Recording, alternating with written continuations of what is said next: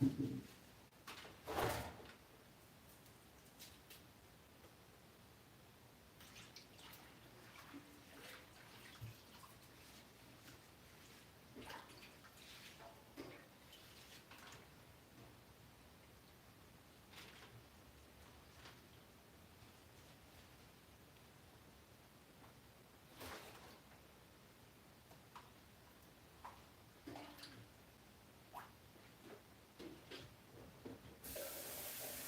folks.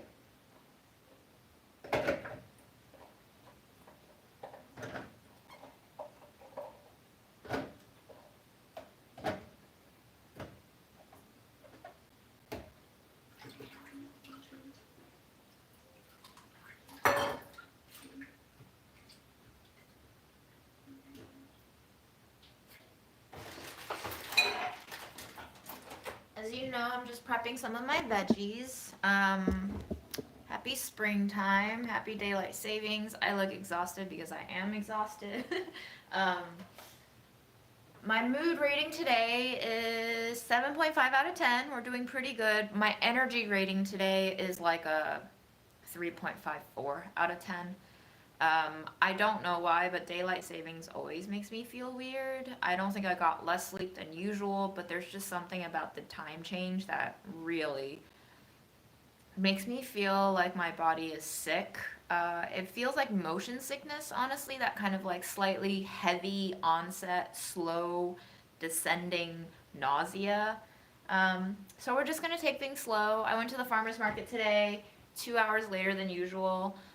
So I got my radishes and turnips for 2 bunches for $6 when they're usually 2 bunches for $8. And I guess showing up late today helped me save $2.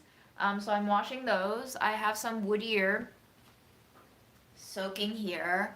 So I'll likely just kind of do my whole veggie blanching and then my wood ear blanching. And I have some lentils soaking in that red container over there. I might cook, I might snack, but I figured I'd just go alive.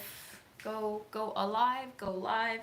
And wish everyone a happy Sunday. You're having an earthquake. That's exciting. I hope it's not a very quakey earthquake.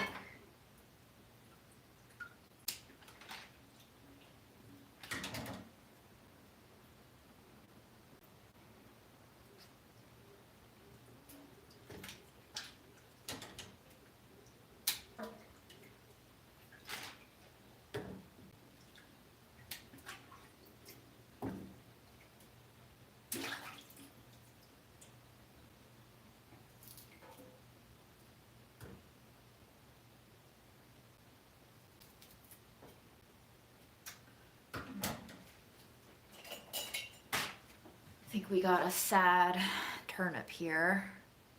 This was the last bunch of turnips that were available when I showed up. So I'm gonna try to see if there's any redeemable part to it, but maybe not. Ah well, you win some, you lose some.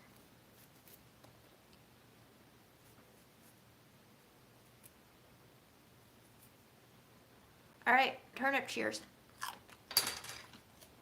It's nice, it's sweet. It's a little bit like a blanched carrot texture.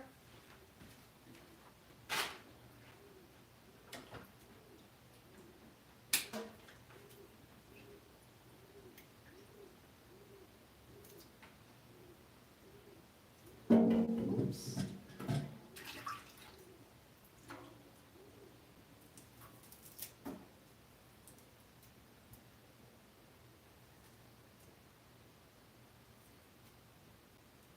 This is my first time using scissors to peel turnips. That's fun.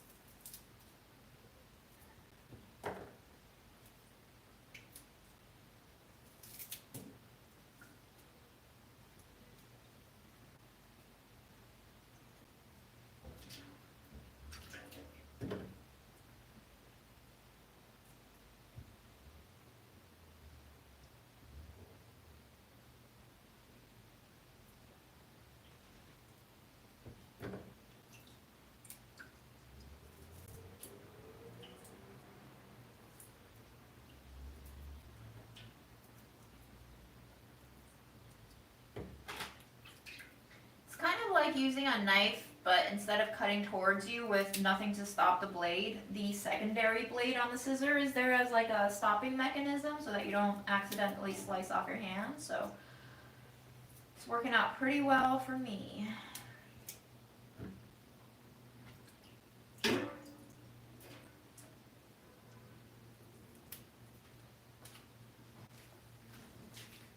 Two blades, one stops the other.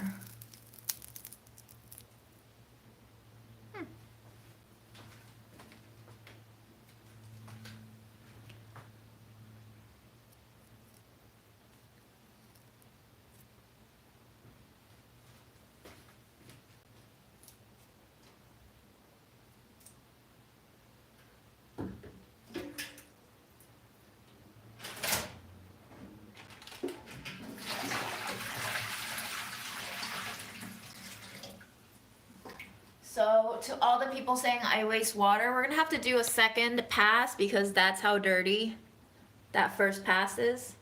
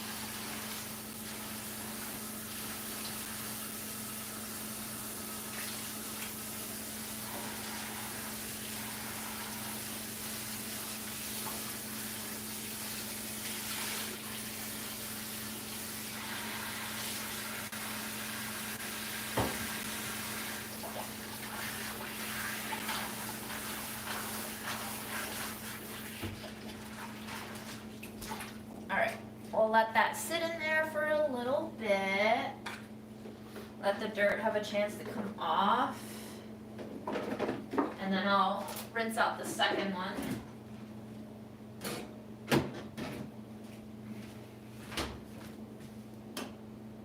Do I like pickles? I like pickles. My eczema and my low histamine diet recommendation does not like pickles. Guys, apparently low histamine diet is supposed to be really helpful for folks, some folks struggling with long COVID. I looked up a low histamine diet. I literally can't eat 90% of the things that I eat. No probiotic stuff, so all the stuff that I've been making like gingerbug, sauerkraut, anything from yogurt to kimchi, apparently those are all high histamine. Nuts are high histamine. Soy is high histamine. Cheese is high histamine. There's like so many different kinds of things that are high histamine. And apparently the only things that I'm allowed to eat when I'm on a low histamine diet is like white potatoes, gluten-free grains. Oh, tinned fish is apparently really high in histamines. And I've been eating so much leftover canned tuna because Memo sometimes just eats a bite and then I end up having to eat the rest of the can. So I don't think high histamine is going to be phased out in my life. I don't think I'm ready for that life yet. But yeah, it's rough. It's when I laughed when I saw that list of low histamine versus high histamine stuff. So in terms of energy, I would say that in the past 2 weeks, I do feel an optimistic, sort of hopeful, upwards trending. I don't have great energy every day, and again, this could just be me acclimating to feeling low energy all the time so that it doesn't feel devastating to me anymore to wake up with like zero energy, but either I'm acclimating to having low energy or my energy is slowly trickling back. I do still feel tired after walking for more than 30 minutes, but it doesn't like put me out like it used to maybe 3 months ago. So we'll see. Hopefully my original hypothesis was that once spring comes around, I'll start feeling more recovered. And we'll just take it day by day. happy spring, happy daylight savings, yada yada yada. Let me read your comments, see what everyone else is up to. But yeah, a really really fascinating half year.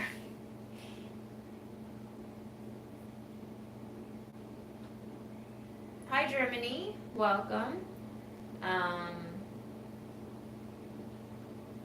Wow, congratulations on donating 30 centimeters. That's a foot of hair, right?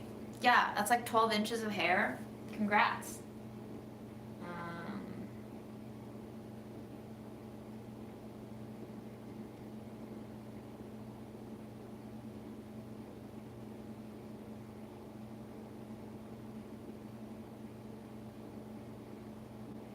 Filthy Little Turnips.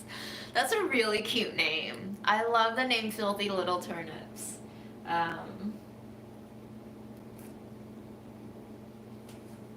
Okay, I ran through all your chats. Welcome, 69 people. We are sinning on Sunday because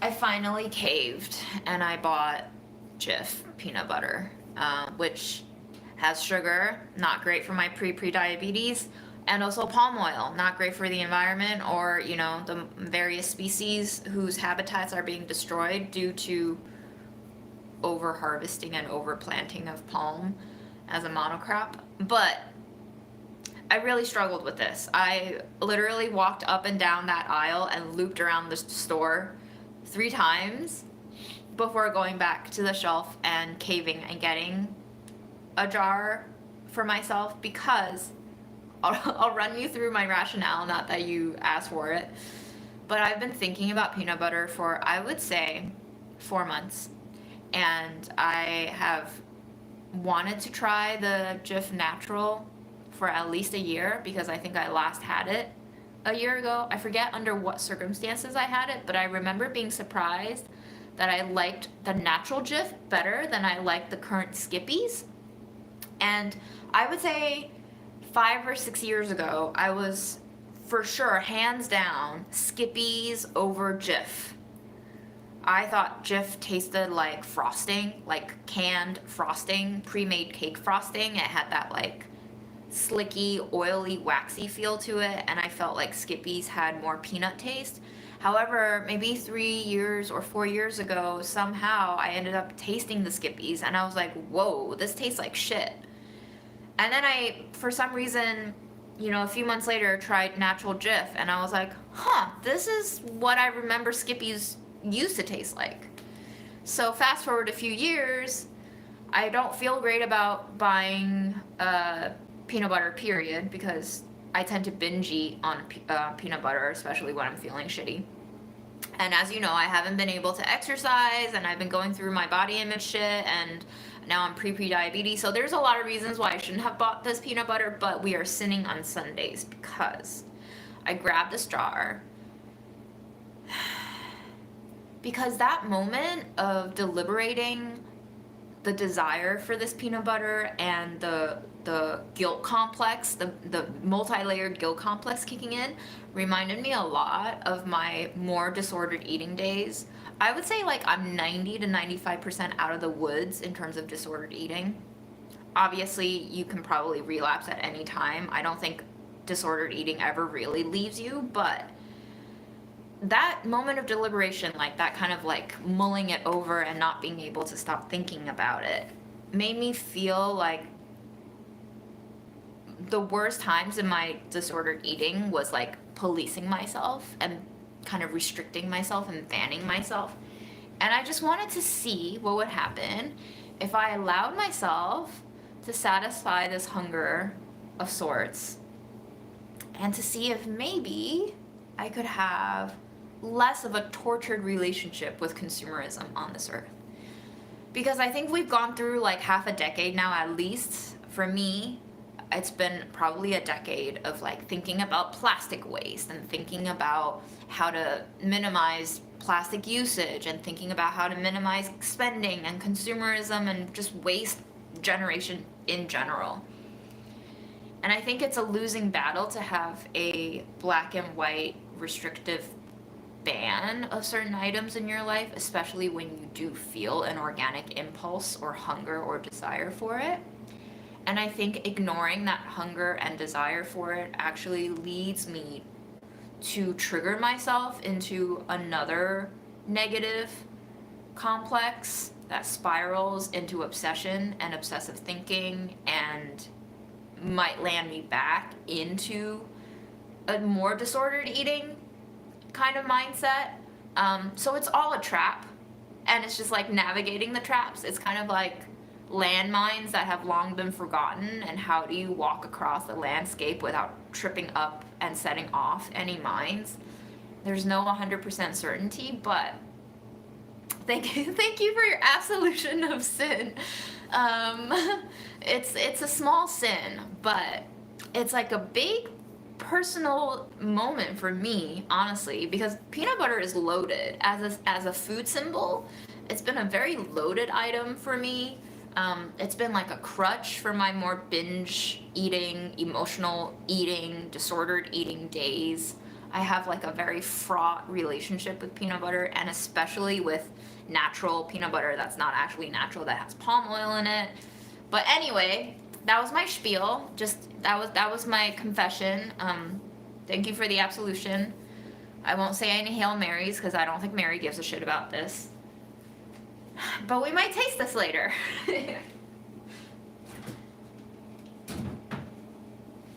I also bought some really crappy cheese, just Cabot cheddar cheese.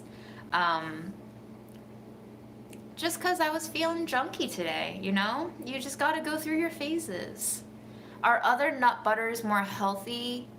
I mean, it depends on how you define healthy, right? Like, anything is healthy when you consume it in moderation. The thing about my relationship with peanut butter is that peanut butter became this representation of so many different facets of what I related to as healthy. I think I first resorted to peanut butter because it's like a nut, and it's, you know, nuts are healthy, there's a good source of protein, and it has fats, but like it's mostly healthy fats, and it's vegetarian and blah blah blah. And so I think my mind, definitely my body and taste buds, love the taste of peanut butter. Like, the texture is very soothing to me. So I was using it as a self-soothing mechanism. But I think I also started overly relying on peanut butter as a sort of absolution of this like need to binge, because I considered it to be like a healthier alternative to other things that I could be binging. But regarding what foods are healthy, are you looking at it in terms of the soil health that, you know, nurtured this plant to be grown into a peanut that then gets grounded into peanut butter? Because there's a lot of heavy metals and shit in our soil. There's lead in almost everything that we grow now. So what is healthy if the earth is not healthy? Like, what is healthy if we all have microplastics in our organs now? Do we then bend the definition of healthy to adjust and acclimate to our changing composition? Like, our composition is changing. And if you haven't seen Crimes of the Future, I highly recommend it. It's a really strange movie. If you've seen any Cronenberg movies, you would know he makes weird ass movies. But it's a really fun movie, really sleek, with a lot of well-known actors, and it kind of plays on this idea of like eating plastic and becoming plastic, and, you know, crimes of the future, which we are in now. We are in a criminal state in the future. We have technology, but we are so dumb with it. Anyway, food is very loaded. Food is political, food is personal, food is moralistic, and it's because we've made these things have value and morality. It's not that they come like predisposed to having meaning inherently in just their existence. It's because we assign them meaning. So I don't know what foods are healthy anymore. I think it depends on what your health needs are. I think it's very individual, in the same way that we say sexuality is a spectrum, and, you know, political alignment is a spectrum, and whatever else is a, you know, neurodivergency is a spectrum. Everything's a spectrum. So what is healthy for you and what is good for you depends on where you lie in that spectrum, and what you're deficient in, and what you are in need of, and what you want. That's it. So, in terms of sinning, we all sin. That's why I think we created religion, so that we can have a God that can absolve us of sin. Because we have this internal moral compass that tells us, maybe don't do that, maybe that's wrong. And I think we organize religion to kind of lay out why we might be feeling all sorts of feelings. And that was maybe one of the first steps towards civilization, of mentalizing everything, of assigning logic and value and black and white definitions to contain all of these undefinable feelings that constantly pass through us, because we are fluid beings made of 67 to 78% water. I don't know the exact stat, but we are water. Most of us is water. And so in a very like spiritual sense, think about water and the phases that it goes through. It can be water, it can be vapor, it can be mist and precipitation, it can be glacial, it can be ice, and it melts and it boils and it disappears and it reappears and it evaporates, and it just transforms constantly, and it keeps everyone alive through its transformation. So it's quite magical. And I don't think we should let labels and definitions constrain us anymore if we don't need to be constrained. If you feel restricted and you don't want to be restricted, hi Aaron, then maybe you can just let go of some of those definitions. So healthy, what is it? I don't know, you get to define it for yourself. But yes, I bought peanut butter today that is not natural, packed in plastic and uses palm oil, and it's probably not good for me because it has added sugar, but maybe it is good for me because something in my body and mind was like, hey, we want peanut butter, that evil, sinful peanut butter. So we're just gonna let ourselves sin a little. It's also kind of like, not to say that it was the right thing to do, but I think in medieval times they used to like bleed people out because they thought, you know, if you let out some bad blood, literally, they thought it was bad blood, you can make the person healthy again. And I feel like indulging in small sins will be sort of like a bloodletting process where you don't let these thoughts ruminate and build and grow into something monstrous within you. See? Okay. Maybe I need to do a taste test now of Skippies too, because I don't remember liking Skippies before the last time I had it. But I bought Jif today, so we'll see. I want to read your comments, and then I'll go back to washing my veggies. Did you do a PB taste test? I did a PB taste test with Aaron when I was still at Delish. It was really fun. I also gained so much weight after that video because I ended up eating like 10 jars of peanut butter over the next like 6 weeks. I don't even think they lasted 6 weeks. But everybody was like, what did you do with all that peanut butter? And I was like, they're gone. They've become me. They're inside me now. I am peanut butter.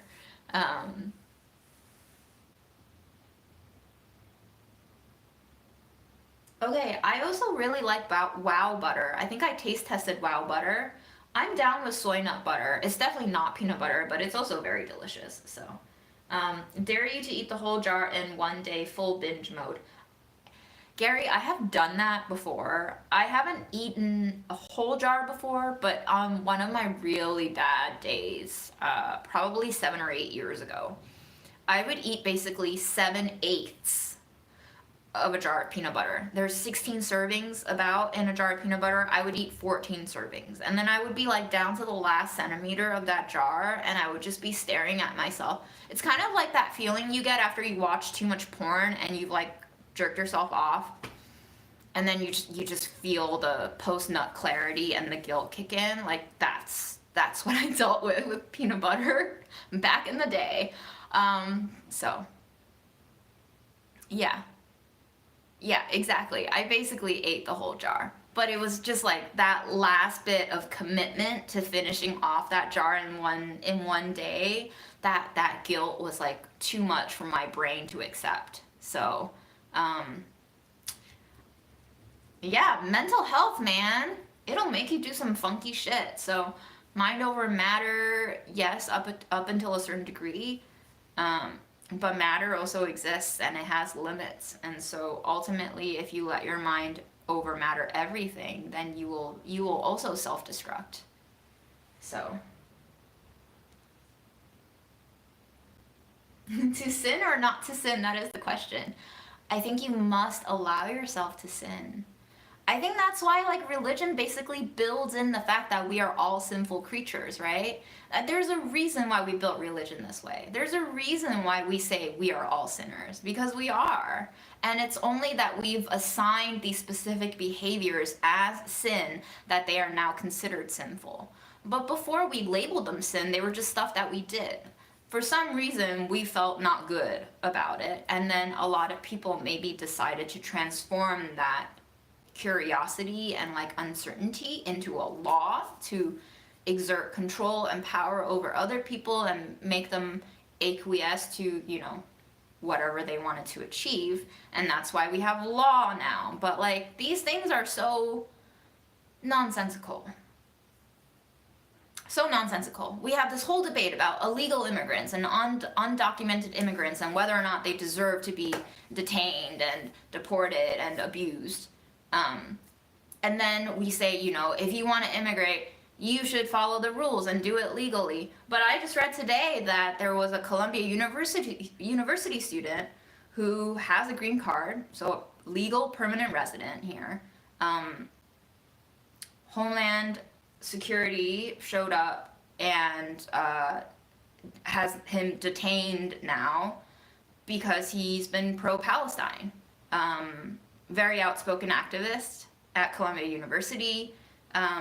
They first told him, and these were two undercover agents, so they weren't even dressed, in formal, recognizable attire and uniform. So they just detained him. They first said that he had his student visa revoked, and then his wife, who's 8 months pregnant, was like, we're not here on a visa. Like, he has a permanent residency. He has a green card. And then the two officers seemed very confused, and apparently they called up their department, and then they were like, yo, he has a green card, and then they ended the call and told him, well, your green card's been revoked too. So I don't know where the due process for this is. They're just doing things willy-nilly because they want to exert control and power. We build out the laws to support our desires. And so sometimes, now that we know all of this and the contradictory nature of laws, maybe it's time for us to reconsider whether or not these laws actually make sense and serve us. Most of the time they don't serve a great deal of the population. Sometimes they do. But I think in the age of data and information, maybe we review them a little bit. I think Palestine has shown us so much shit that's just wrong. So much shit that's just wrong. And if we don't take our observations and make sense of them now, we're missing a very loaded, ripening opportunity to open some doors for ourselves, both individually and communally, in understanding how the world runs and in understanding why we might be so depressed and anxious and stressed all the time. Because a lot of things don't make sense, and we've been brainwashed to think that they make sense, and we've been brainwashed to think that if we follow the rules, we are good and we won't be punished. But clearly that is not the case. In fact, the very institutions that tell you to be a do-gooder are now punishing you for being a do-gooder. As you can see, so many student protesters and even faculty are being arrested. And those who are here on a visa or with a green card even are being punished and deported and getting everything rescinded. Students are getting expelled and evicted from their dormitories with very short notice or not even any notice really at all. And it's just laws are coming out of nowhere and they're telling you to follow orders blindly. Where have we heard all of this before? And why are we following things blindly? I guess because we're afraid to die. I guess because we've given away our power to every institution that exerts that power with violence.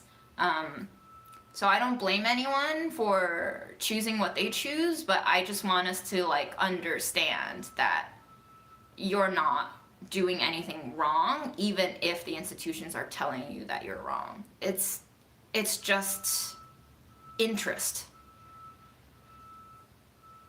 Who's interested in what, and what do they want to achieve, and where do you fit into their schema of achieving their interests and goals?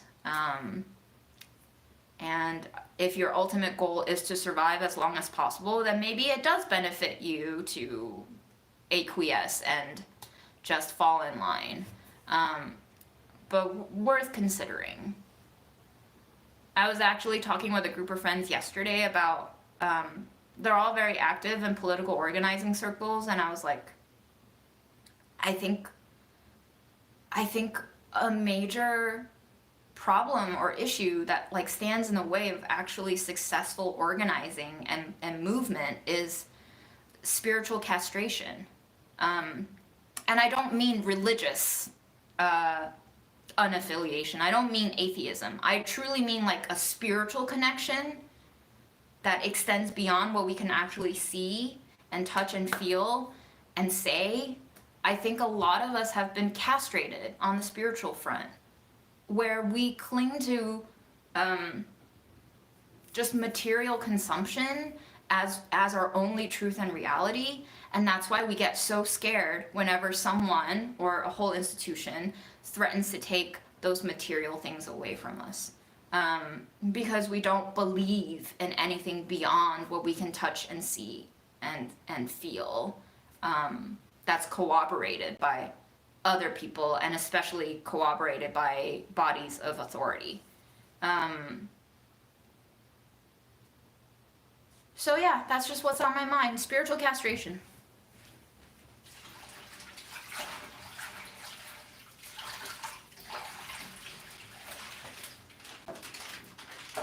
I don't have a solution, but I think just even talking about this and planting that seed in your head is interesting and fun and scary and enlightening, and maybe you'll start thinking about it a little bit more.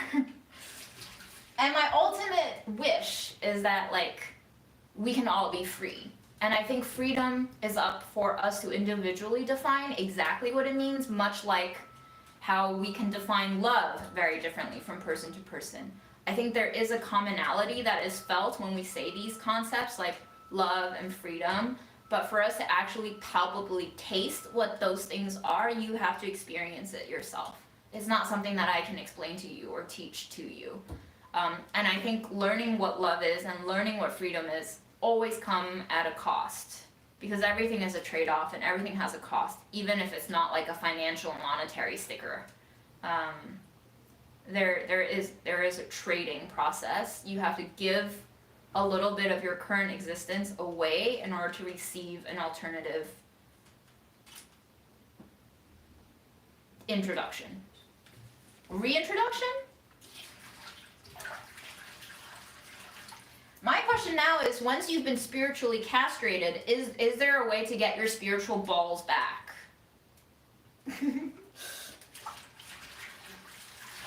Because I don't think you can reverse a castration, like a literal castration, but can you reverse a spiritual castration? That's what I've been wondering.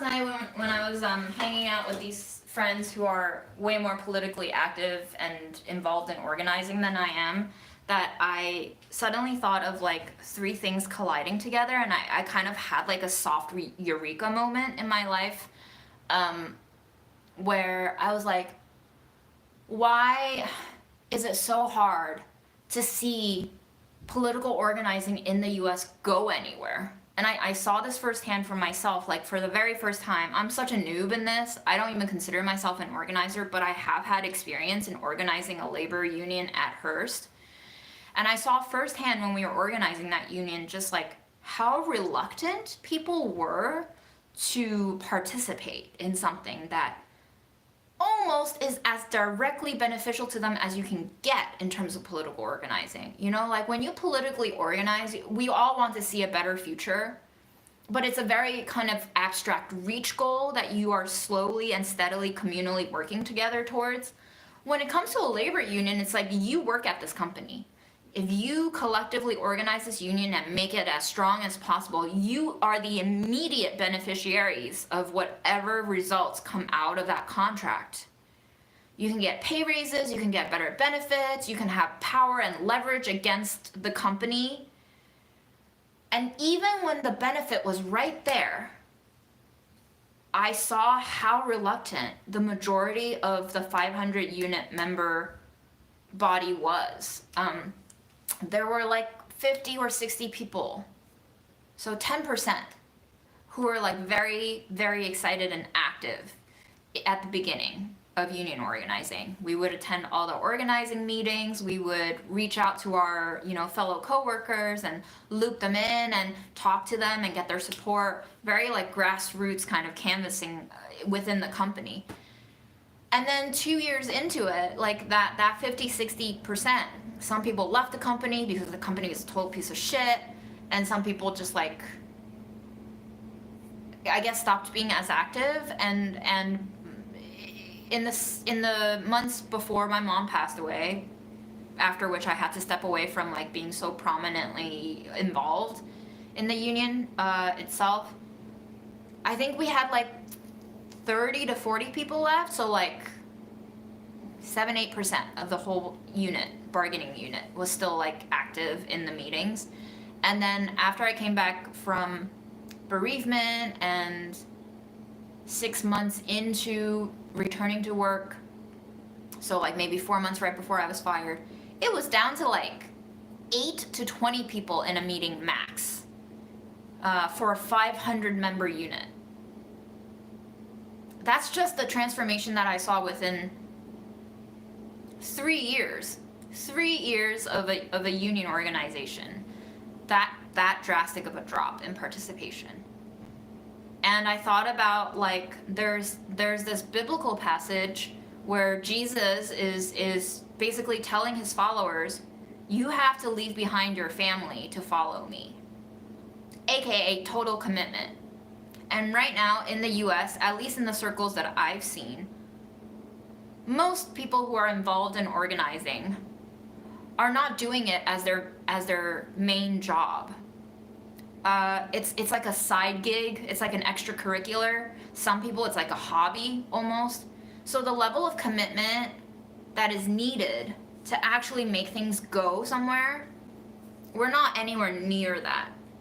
Like Jesus told you to abandon your family. Can you imagine? So labor that rewards us with money to buy shit so that we can survive is sucking most of our life energy. And we don't have as robust of an energy bank left to devote to actually making change happen materially. We are kind of stuck in this cycle of like begging our masters for food and then taking that food and trying to cook up poison to fight our masters. But like that power dynamic is always going to be uneven. You will never get enough to override the master, especially not with the participation numbers that we are seeing now. Hello everyone coming in. So Yeah, Jesus tells you to abandon your family to follow him for total devotion and commitment to the cause. We can't reach that. We are submitting most of our waking life to our jobs that do not align with the kind of justice that we are seeking in a new world order. So it's not going to be feasible. We're spiritually castrated. So there might be a part of us that desire a good world that is also accompanied by feelings of guilt and shame for existing in our present world of injustice and torture and violence and wastage. But that in itself is not enough. I think activism work must be paired with a full injection of joy. It is not sustainable to chase after a hobby or a passion just because you feel the drive to achieve something. I think it must feed you in the entire process of walking towards your destination. You know, how do you run a marathon for life without eating while you're heading to the finish line? You can't. You're gonna die on the way, and you're gonna be fucking miserable dying on the way. You're gonna run ragged. And every single person I've talked to who have participated in organizing has burnt out multiple times. And there's always this struggle of like when to take a break, when to go back into organizing. How do you decide when those things happen? And there's just like so much conundruming of basically pressing the gas pedal and wasting all this gas and going nowhere because the car's stuck in mud. And what is the mud?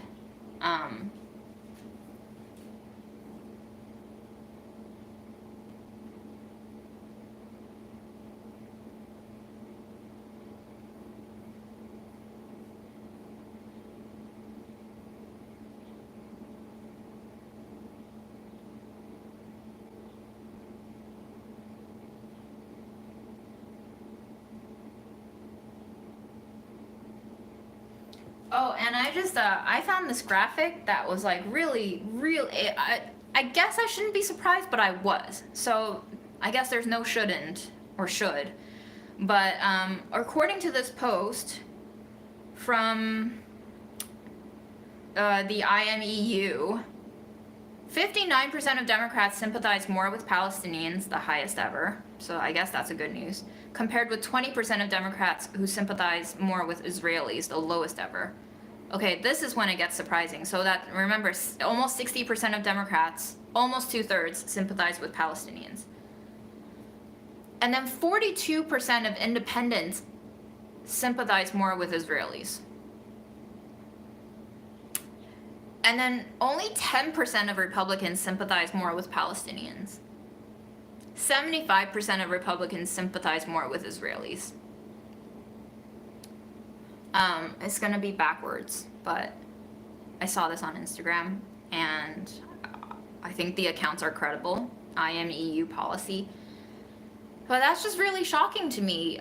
Like, depending on your political affiliation and identification, we can see 60% of Democrats sympathize with Palestinians, 10% of Republicans sympathize with Palestinians. That's drastic. And it's so weird, like, my brain can't calculate this, that, like, people are okay with seeing people killed violently, endlessly, slowly starved to death and diseased to death. Like, they support it.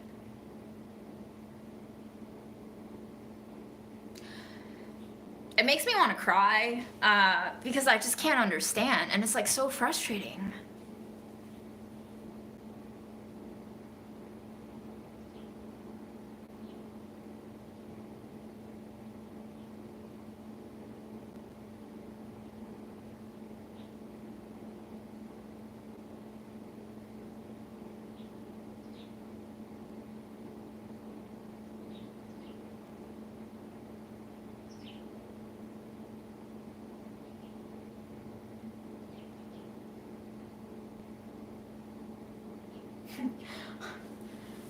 Welcome, Crispy Cheese Toasty. We have a fun troll in the house. Clap clap. Are all crimes in the world crunchy or smooth? Both. You know, different sinners like different crimes. We must give them the diversity of choice. Even though it's all made out of peanut butter and the same shit.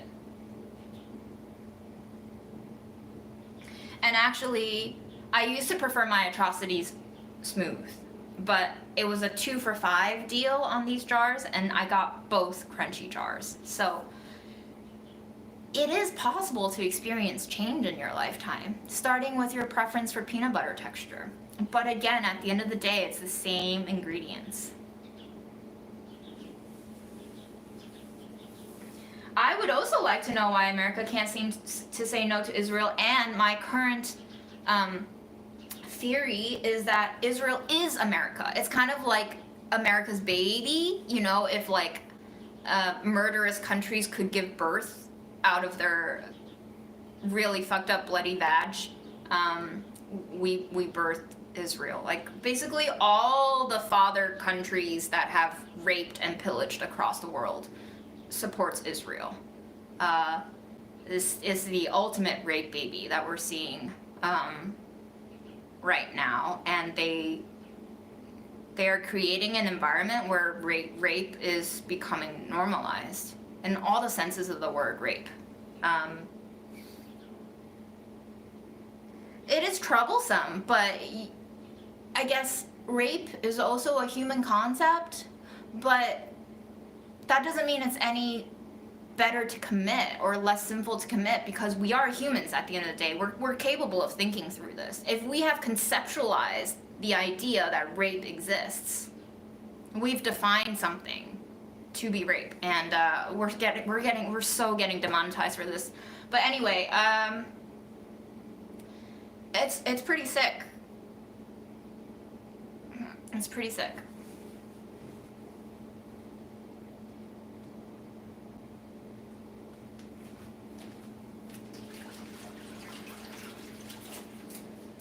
Speaking of rape, have you guys seen The Piano Teacher? Because I just watched that this week. I would love to talk about your thoughts on it. It's one of the most textured movies I've ever seen. There's just so many layers to appreciate within it. There's like multiple storylines that are sitting below the symbolic register almost. I think it's a very rich story that just shows so many different perspectives, and like it doesn't coddle you, it never explains things to you out loud. It makes you kind of have to like reach within yourself to identify with anything happening within the story. It at the same time feels so realistic and not at all melodramatic, and yet so dramatic and so parable-like. Very, very fascinating movie.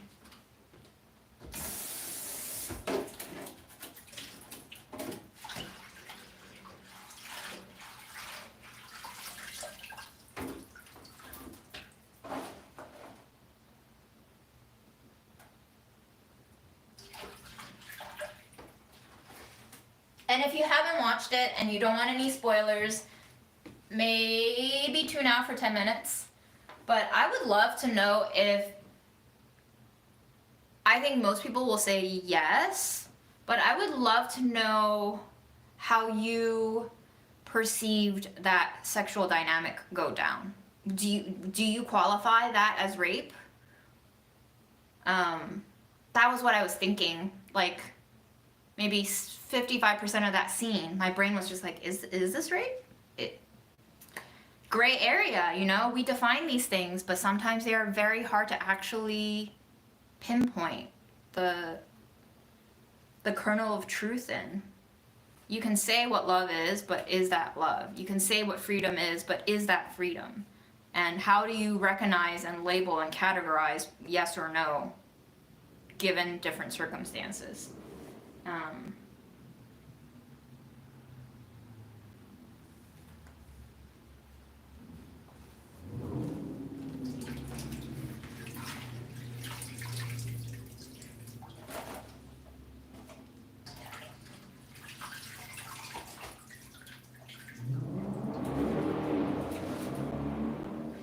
Anyway, freedom for me is actually madness.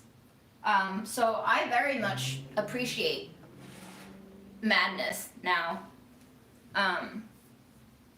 Because again, I think madness is another concept that we've created and termed and defined, and it gradually grew and developed into a concept that we started using to police people, to control them, to label them as mad, and then to disregard and dismiss and invalidate their experience, so that we don't have to pay attention to the noise that doesn't flow well into the productivity food chain of capitalism.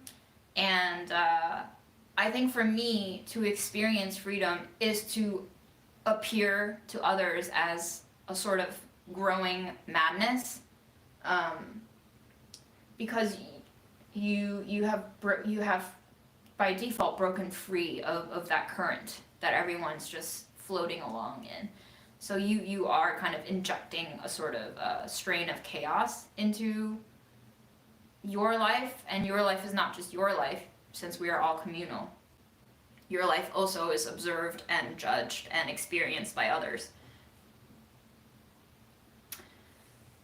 I don't have, okay, so I don't really have as much of an opinion about the war against Iraq, because I wasn't developed enough, like mentally, intellectually, when that happened. I barely learned English. I was an immigrant. I think I was, what was that, like 2002 basically? I don't remember, because it was just not even on my radar. Like, politics wasn't on my radar probably until this last decade. I'm a very dumb American in that way. I can't read a map. I can't label countries. So, you know, I am representative of a certain strain of American, but obviously I'm not for any war. And obviously I think, given what I've learned in the last 2 years, America is a criminal and a villain. They're just so powerful that, like, everyone else kind of kowtows to the world order that America sets up. But all of their wars, beginning with the very first assault on Native Americans, have led us to where we are. This country is genetically fucked up. A lot of countries are made out of violence and rape and pillage, but I don't know if America has experienced any sort of, like, turn in the narrative or redemption yet. It just seems to want to swallow everything up. You know, it is capitalism. America is capitalism. It is consumerism. It is no face from Spirited Away. It will keep swallowing everything until there's nothing more to swallow, until it combusts itself under its consumption. I think where evil grows, evil will take its own life. Maybe this is just my Christian upbringing, but, like, you know, that sort of, I think, you know, most people know, live by the sword, die by the sword sort of thing. It's just like, you are what you eat. America will have to suffer a sort of explosive downfall. It's not going to be pretty. Everybody's freaking out in the US right now, but, like, honestly, we have committed so much sin. What do you think is going to happen? What is the conclusion to sin? Unchecked. And yeah, America, like Eric says, you know, a lot of people think of America as the hero because of Hollywood, because of the media, because of propaganda. That soft propaganda, that cultural injection, that tint that is filtering your views and perspectives and definitions and understanding of everything is potent. That is why these industries are so rich. How the fuck do you just have like $100 million to make one film? Where is that money coming from? One film. How does it earn that money back? Obviously, I'm not an insider of these industries. it will be like Greek to me. I don't understand any of it, but like mathematically speaking, a lot of these things just don't check out. And money is not a concrete thing. It is a made up thing, but it still demands resources, you know, equivalent to the currency that is being used to represent the materials being consumed and the production of these things. Like that movie is consuming $100 million worth of resources. You know, I made videos of subsisting on $25 worth of food for a week. $100 million for one movie. Like, how many people could that feed? Why are we spending this much money making movies? How did it develop to be so big budgeted? You know, politicians just trading money back and forth to each other. It's a game. It's a really bloody game. People get hurt and killed and tortured in this game, but there are winners. It's not going to be me. So, you know, in considering all of these things, it is probably better if I don't play. Dinner is going to be veggie soup, probably. I have veggies being cleaned here, so hopefully I can go ahead and blanch these soon-ish.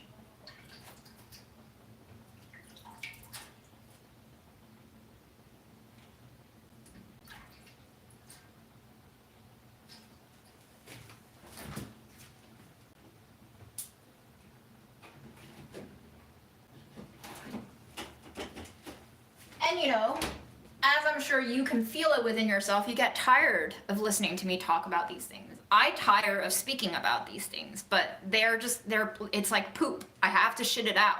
Because if I get constipated with this, my body's gonna get fucked up. But a lot of people will hide their poop. That's why we have bathrooms with closed doors and air fresheners and, you know, like sounds to mute out your bodily functions of shitting out all of this shit. But I was just watching a live stream. I don't know if you're familiar with the improv musical artist Mark Rebier, but he is doing like a weekly stream on Sundays where he just sets up his turntable gear outside on a New York City street somewhere, and he ad-libs all of his music, and he does crowd work, and he invites people who are listening to him to come like speak. And today on his stream, like one man that he selected to come speak to him turned out to be a Trump supporter in the middle of Harlem in New York for, you know, the most jarring scene ever. But a lot of people in the live chat were like, yo, shut the fuck up, like turn the mic off, go back to music. And even the Trump supporter was like, do you like Trump? And Mark was like, no. And he was like, oh, that's a shame. I love Trump. And then he started going off on this tangent. And then he eventually said to Mark, he was like, yo, man, I love you. I love your music. I just want to hear you sing. I love it when you sing. And it reminded me of like when I started talking about politics, viewers would tell me to like stay with cooking. Like just cook. Just do what you're supposed to do. As if cooking for an audience of strangers is what I'm supposed to do with my life. As if there's any supposed to's. But people don't want to hear about politics because it's so bothersome. It's painful. It makes us feel helpless. It makes us feel trapped. And we feel that way because we are. And I think as long as we are running away from it, we won't get anywhere. That's it. Spiritual castration and all of that. I've lost a lot of subscribers just going on these rants because it's not pleasurable to them. So be it. Life is really not pleasurable for a lot of people right now. Yeah, that's it. All right, I think I'm done ranting. Thanks for listening.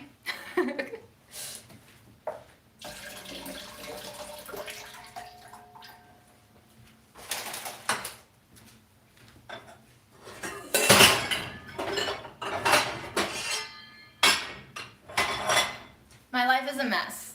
That's why there's a lot of noise, because I haven't put shit away on my stovetop yet. But I did manage to finally do laundry for the first time in like 3.5 weeks, so I am proud of myself. It's really hard when you're like down in the slumps and then you just keep putting things off. But once you do one thing, you should congratulate yourself for doing one thing instead of saying you only did one thing, now look at the 10 other things you have to do. Reward yourself because no one else will.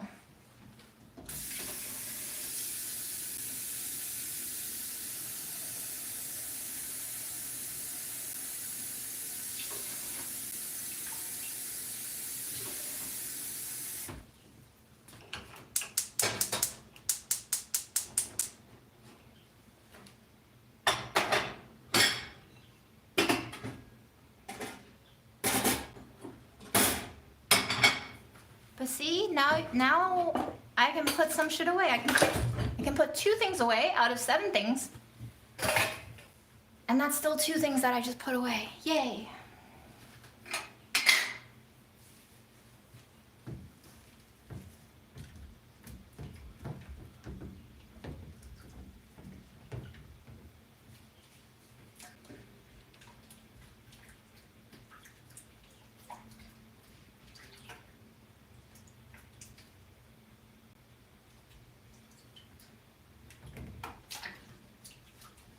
Anyway, are you enjoying my descent into madness? Because I am. And I hope you are too. Don't get scared. This is just the part of existence that is eye-opening. Maybe madness is the path to spiritual recuperation. Maybe that's why they burned witches and Joan of Arc and saints, you know? Got too scary for them and they were like, yo bro, shut the fuck up. Let us burn you so you can go to hell that we made up.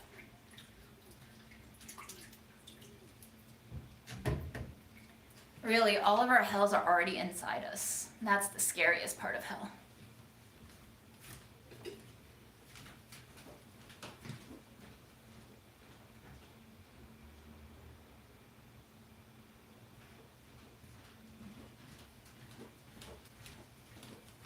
I made some matcha oat milk that has now separated into tiers of card. But we're gonna add some ice cubes.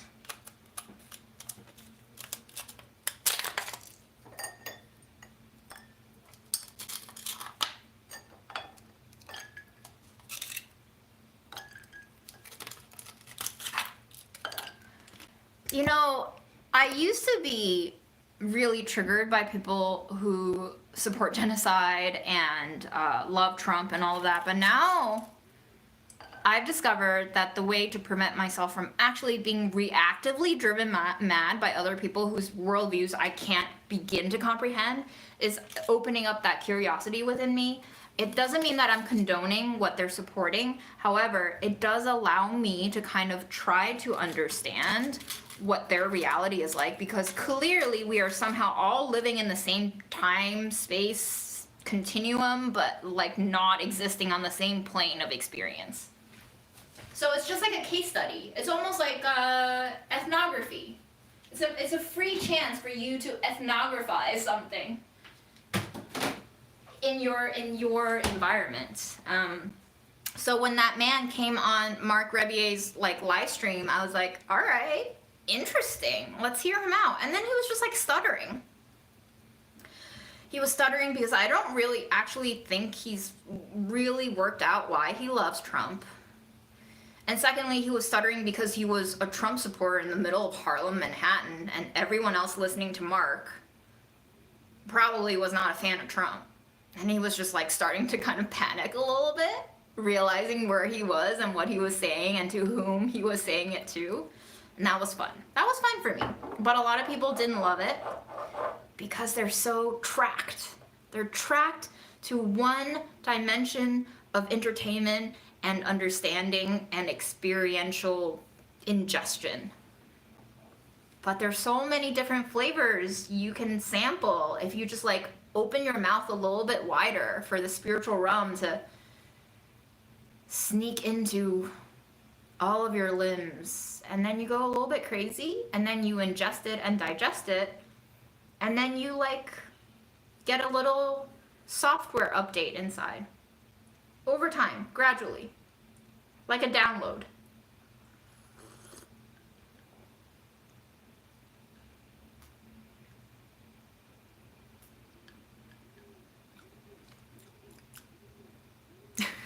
my descent into madness. Yep.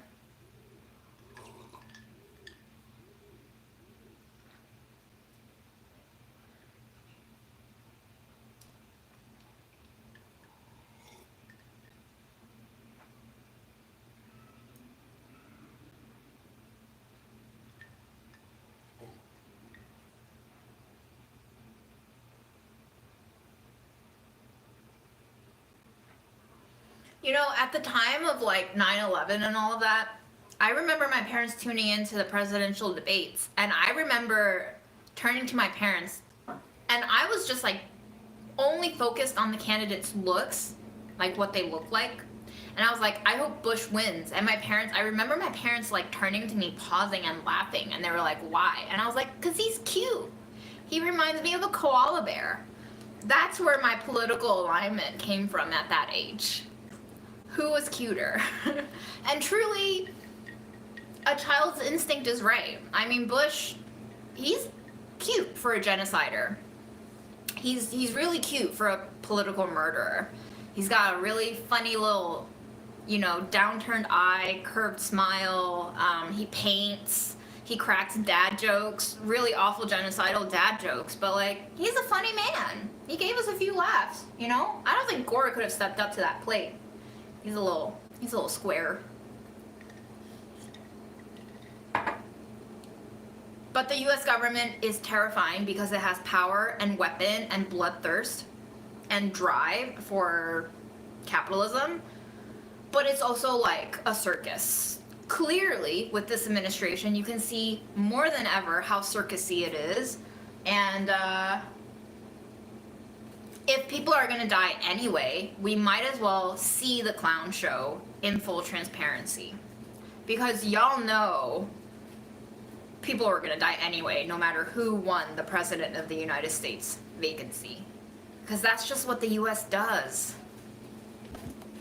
It not only kills foreigners, it kills its own people too.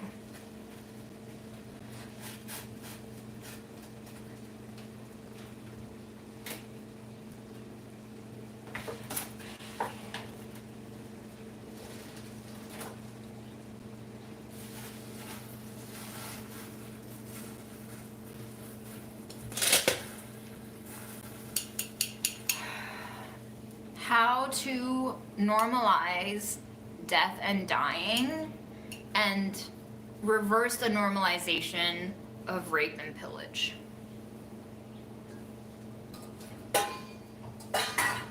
AKA, how do we regain agency over our own lives by familiarizing ourselves with the naturalistic occurrence of death? How do we not allow the ideologies to weaponize death as a threat against us, as if it's never going to happen if we just follow the rules? Death will happen regardless.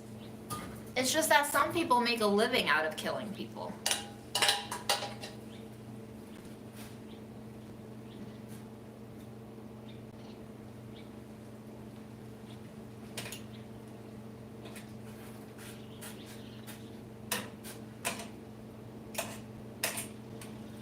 And that might make you scared because nobody really wants to die. It's just biologically programmed within us to not die.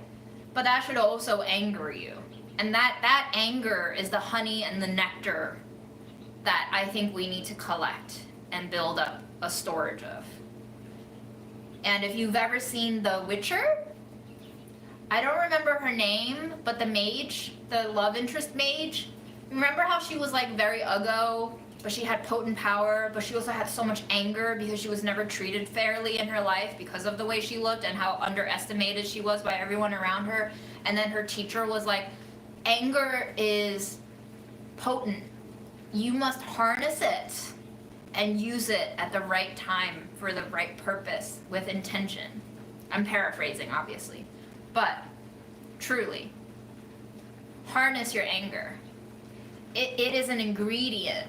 It is something that is an organic production of your life force.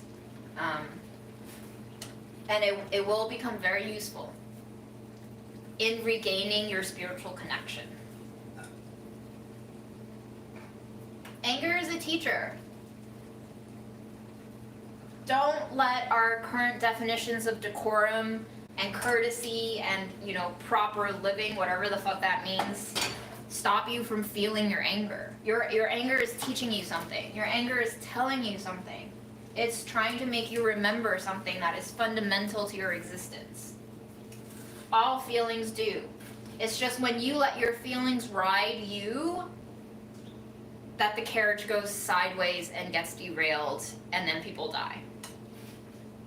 For no purpose.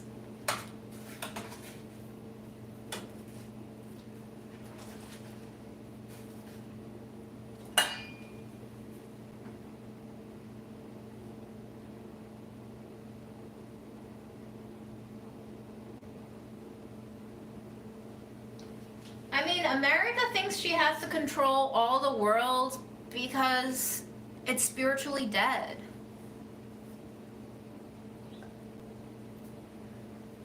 America started with a whole bunch of people who were like outcast, basically, for various reasons. This is the country born out of loners, basically born out of like red pillars. So, just it's a country of incels, political incels. They're not happy. They're not getting loved. And so if they can't have love, and they exist off of fear, they learn to weaponize what they do have. And if all they have is fear and anger and lack of love, then that is what they multiply and serve and dish out.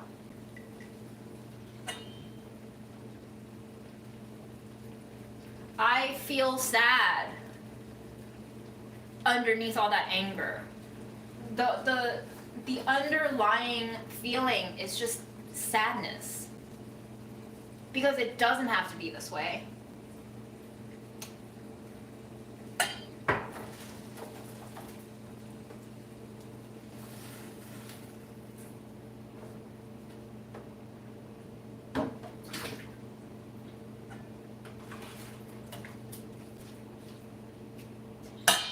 By the way, me not knowing how to read a map just shows you, like, how contentless American education is. How did I live through 12 years of grade school, or 9 years because I came here when I was like 2nd grade, 3rd grade, without knowing where the countries are in the world? Actually, if I think about it, there was only one teacher who ever made us memorize the world map of just Europe. His name was Mr. Orienstein. He was my 8th grade social studies teacher, junior high, and he was, I think, a Marxist, and because of that he got transferred after 1 year of teaching at my school. And at the time I thought it was so scandalous, because I was a kid and I wasn't like critically thinking about anything. I was like, oh, maybe there was a scandal, like maybe he said some questionable shit, or like even maybe he touched a student, I don't know. But thinking back, I was like, he made us really think about stuff. I don't know if I'm making this up, but he might have given us an excerpt from the Communist Manifesto to read in 8th grade, which is unheard of.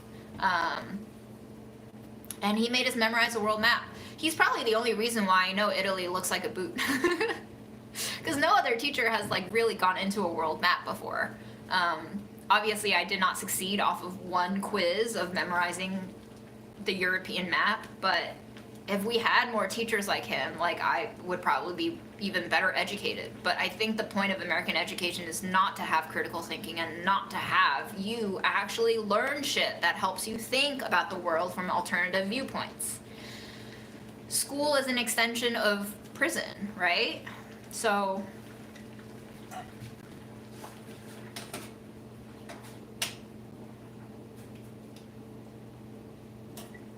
carceral capitalism extends to all areas of our life, not just in the jail system.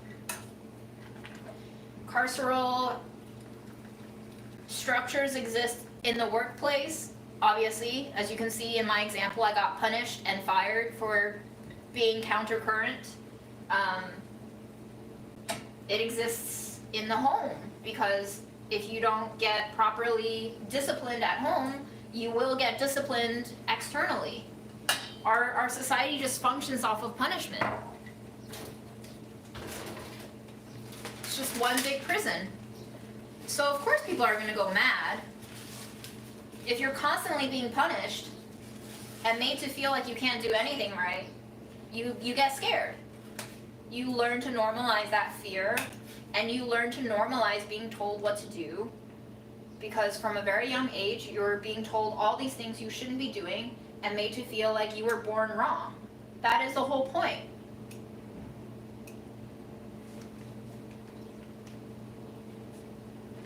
That's how they make you disabled. That's the point.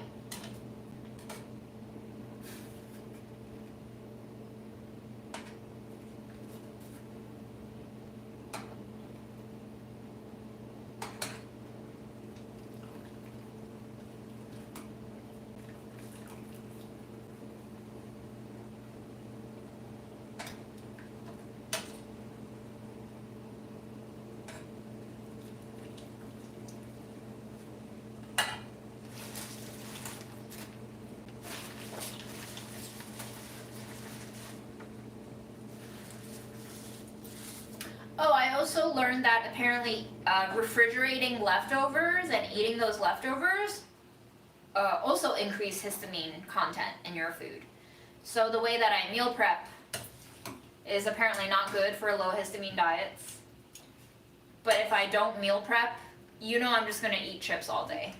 So what's the better option? Progress, not perfection, I suppose.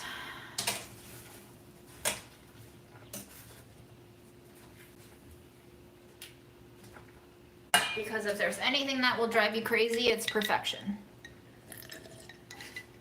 I don't know, I mean, maybe potato chips are low histamine, but I don't think with all that frying and fat, but who knows, man. Shit just doesn't make sense. Like, the stuff that's probably good for my pre-diabetes is probably not gonna be good for my cholesterol or, long COVID, post-exertional malaise symptoms. So it's just dosing your poisons and setting them apart and giving yourself a chance to replenish one area before emptying it out and replenishing the other area. I don't know, man. The point is, you just can't win. So how do you lose as painlessly as possible?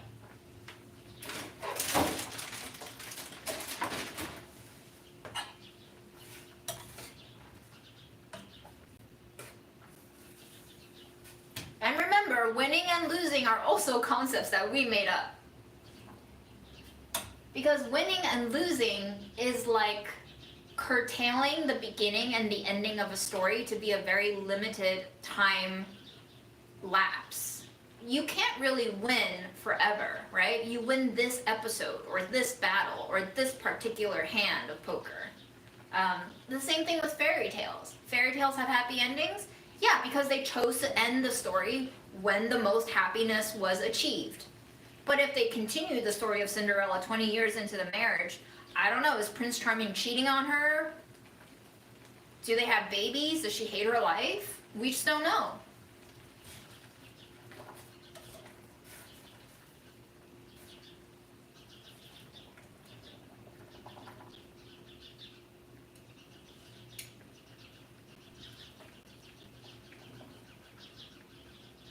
And that's why we would prefer to remain in ignorance, right? It's bliss, because we don't have to know how sad things get. Because eventually things will get sad. It's just a cycle. The fairy tale we like to believe in is that happy endings exist.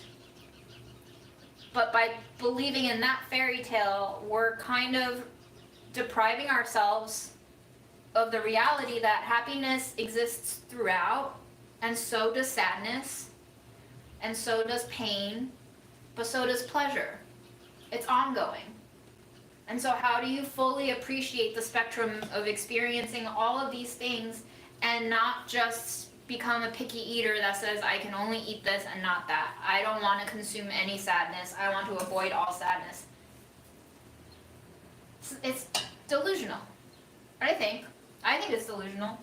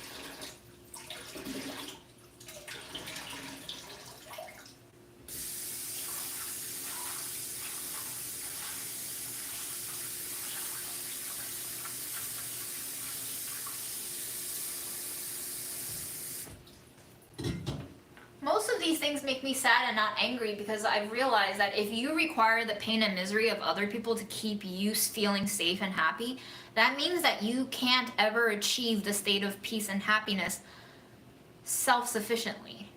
You will never become self-sufficient in your existential fulfillment. You will always rely on other people's conditions to achieve your own sense of fulfillment. And that's the farthest you can get from freedom. You will always be a slave to misery.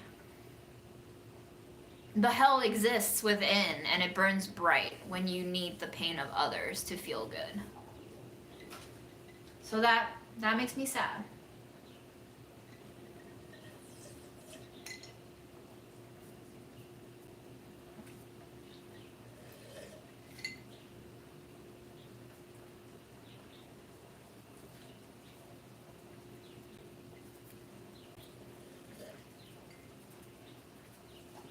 Oh no, Eileen, I just saw your comment about stage 3 kidney disease. Shit, that sounds bad.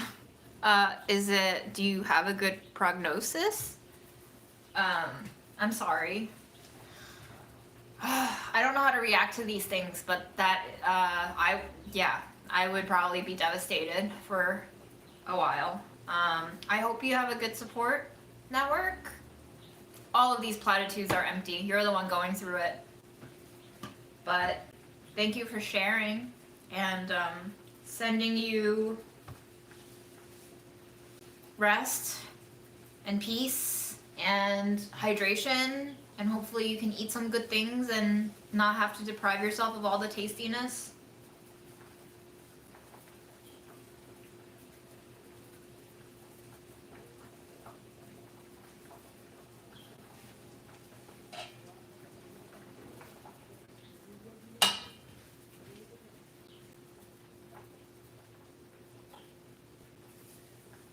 And Catherine, I'm sorry to hear that your mom passed away 4 years ago and that you're selling her house. That shit is emotional. It's so loaded. Emotions are hard because you can't see them and you can't handle them physically, and they're just like so heavy and they sink you, especially with that kind of history and just blood ties, right? Mental, emotional, psychological, human bonding. So that must be a really intense process. I hope you get a smooth process throughout the sale, and I hope you get to take care of that, and I hope you get to do something really fulfilling with the proceeds, and live your best life, as we all want to do. Can you get over grief of the death of loved ones? I don't think about getting over it because that separates me from my grief, and that separates me from my loved ones, and that separates me from the experience of dying. Not just you know, obviously not myself literally dying, but there are 2 deaths at least that happen when someone you love dies. They die physically, their relationship with you kind of gets severed in that physical way. And a part of you died because you now have to graduate into a different person because that relationship has been forever altered. You no longer have access to that person the way you've always had. And so there is a transformation that happens. I don't like to think of it as getting over grief. I think a lot of people, like, in the beginning stages of my mourning, they were telling me to, like, basically shut the fuck up about me mourning my mom because they thought it was depression and unhealthy and I have to work with a grief counselor to, like, you know, get right in the head, as if grieving out loud was unhealthy and crazy and mad, as you can see. But I thought that way of grieving was very needed and healthy for me. I don't think I could have processed my mom dying so suddenly if I did not grieve out loud like that on a public platform and express myself. I think of the experience of understanding that a loved one has died and kind of reframing myself in that new identity as a transformation. So I need to internalize that death. I need to integrate that death. In order for me to fully embrace who I was, who I became, who the person I loved was. Sorry, I'm just plugging you in because my phone is dying. And also to maintain a relationship with my loved one. My mom is in me. My grandmother too, to a lesser conscious degree. But in my 3 years of taking care of my grandmother, I realized that, like, there are so many traits that I saw in grandma that I have too. And it wasn't a great realization because grandma was a fucking annoying person sometimes. But she was also very loving and caring. We all are just human. So I don't get over the death of family members the same way I don't ever get over myself. You know, I can't get over myself. I just simply evolve with myself. And I have multiple selves. Thanks to shrooms, I've learned that I have multiple selves. And this makes it actually easier for me to be at peace with myself. To not have a cohesive ego, singular ego all the time, liberates me to embrace different feelings, different modes of experiencing and being, different ideas, different expressions, and I don't have to be at war with myself. It's kind of like I have sort of related but autonomous egos coexisting inside this body, and they're trying to learn how to get along with each other, much like a roommate situation. You know, sometimes roommates hate each other, but if you learn to actually communicate and take each other in good faith, you can have a really nice communal living situation. But there has to be, like, trust and honesty, and love and commitment. And so it is easier in a way for me to love my mom and my grandma now that they're dead. I know it sounds so weird and perverse to say that, but it's true. There is something so abrasive about facing someone who's not showing you all of them. Mom was in a role of being a mom to me, and I wasn't really allowed to see her as a total person. And I learned this through understanding that she was keeping, like, medical things away from me, which is why her death was so blindsiding. I learned this through some of her, like, writing excerpts that I found, that, like, she wasn't so optimistic of a person the way that she encouraged me to be optimistic. She might have been as depressed as I was. And she maybe encouraged me to be optimistic because she saw how similar, maybe, she and I were. So living is complicated, and death is not any less complicated. Because we don't really know who we are, and we don't know who each other are, because we're all different all the time. And so even though my mom is dead from this world now, in a lot of ways I'm still learning about her. Simultaneous to me learning about myself. And that is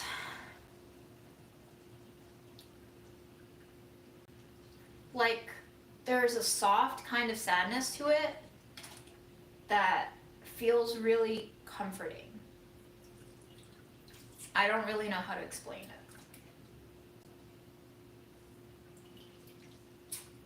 But it makes me feel like I'm not alone in my existence.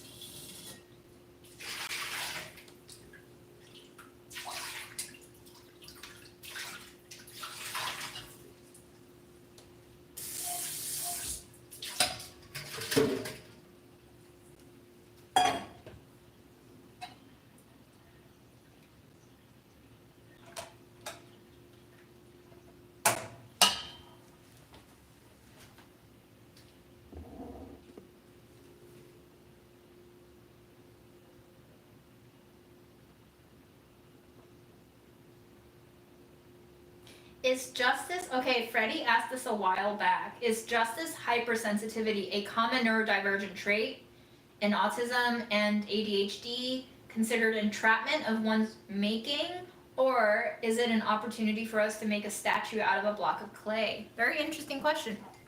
Both. It depends on your relationship to it.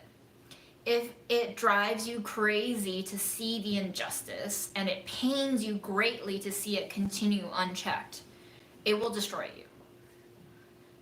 If you don't give yourself some injections of antidotes to like curb the pain that you are absorbing from observing how this world functions, it can be productive. That pain that you experience can be distilled into a sort of motivational anger to then direct that impact towards an action or even just an expression of thought.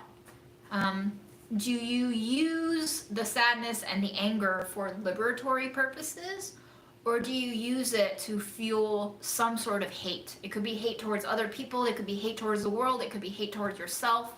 A lot of literature deals with this three dynamic verses, you know, self versus self, self versus other man, self versus world. I think it just depends on the kind of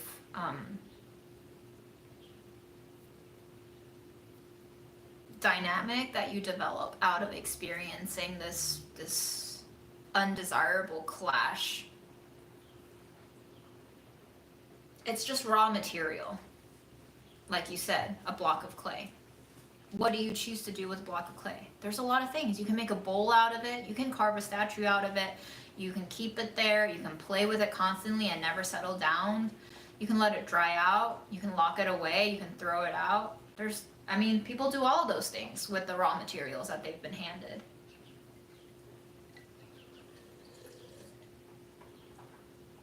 I'm cooking the radish greens and the turnip greens that came with my baby turnips and breakfast radishes.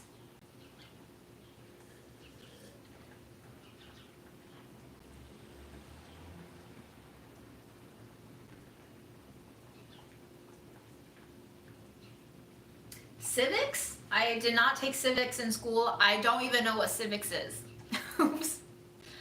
I don't think I've ever seen a K through 12 class in America in public schools containing the word civics.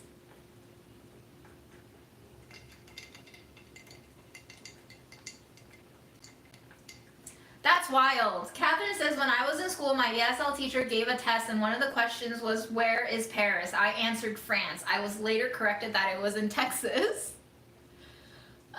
Both, right? That's actually so emblematic of a lot of the constrained modes of thinking and understanding. It's just like Paris exists in multiple places. Why is there only one right answer?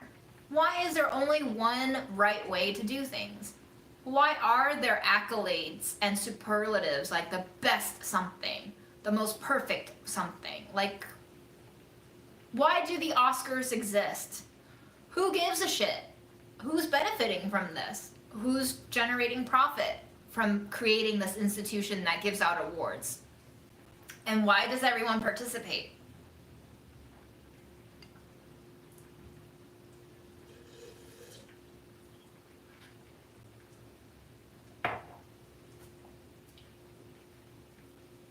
Diabetes and histamine, I don't know if they're related, but apparently histamines is related to long COVID, which I also have, because long COVID tends to be like an autoimmune oversensitivity / overreaction. So after the virus from COVID enters your body and proliferates throughout every single organ, because that's what it does as a virus, especially if you've already had pre-existing health conditions before the COVID infection, the virus likely will worsen all of your weaker parts of your body. And so long COVID affects people differently, and apparently a low histamine diet or even taking antihistamine medication can help some folks mitigate that overreaction from your autoimmune system freaking out over the residual COVID viruses just like wreaking havoc everywhere quietly and mysteriously.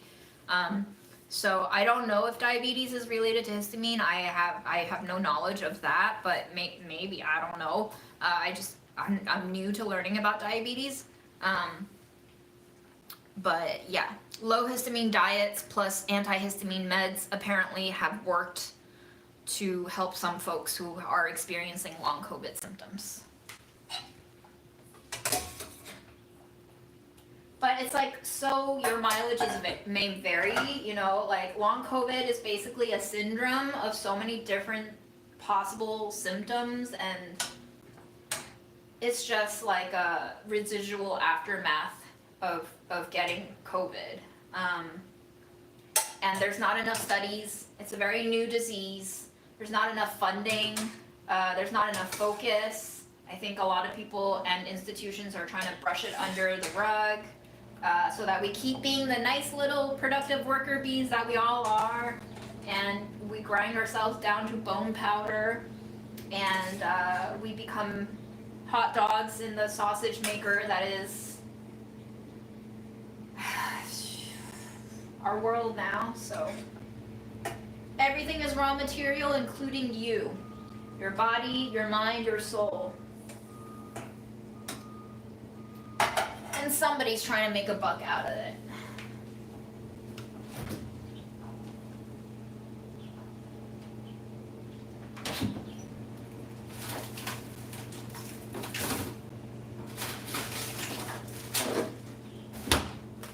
Okay, I'm gonna use my blanching water to boil just 2 dumplings because I want some dumplings, but I also want to eat other things.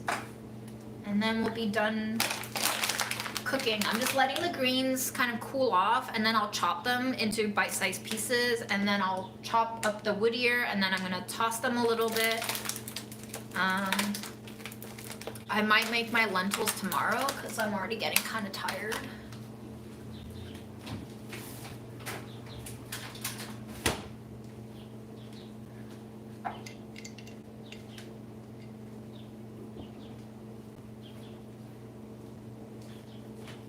This is my outfit. Thank you, Lee. This is a 100% cotton terry cloth. I love this texture.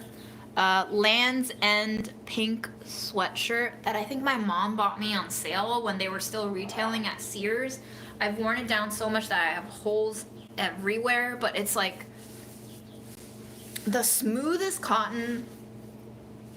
The color of the pink has faded to this nice little like dustiness, and it still fits and it keeps me warm. And these pants were also a mom purchase. Of course, they're so mom. They're so like classic and simple but elegant and comfy. She loves corduroy, so you can see there's corduroy, nice comfy big stripes. Mom had good taste. Thanks, Mom.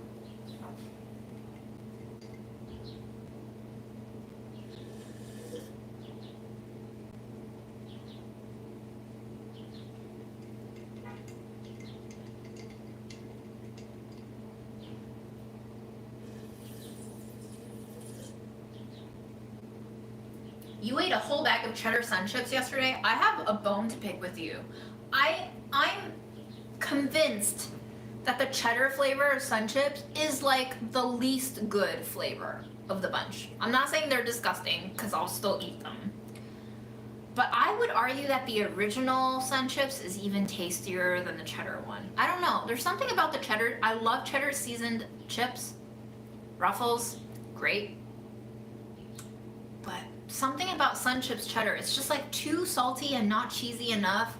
And it clashes with the earthiness of the multi-grain composition of the Sun chip itself. I don't know, but that's my hot take of the day.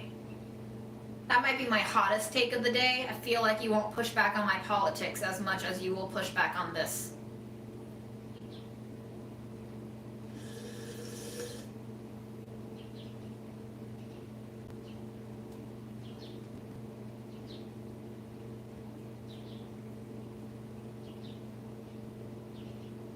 Thank you for your patience. My reading speed is slowing down as I get older and as COVID eats away at my brain, but I'm reading. I'm reading your contributions.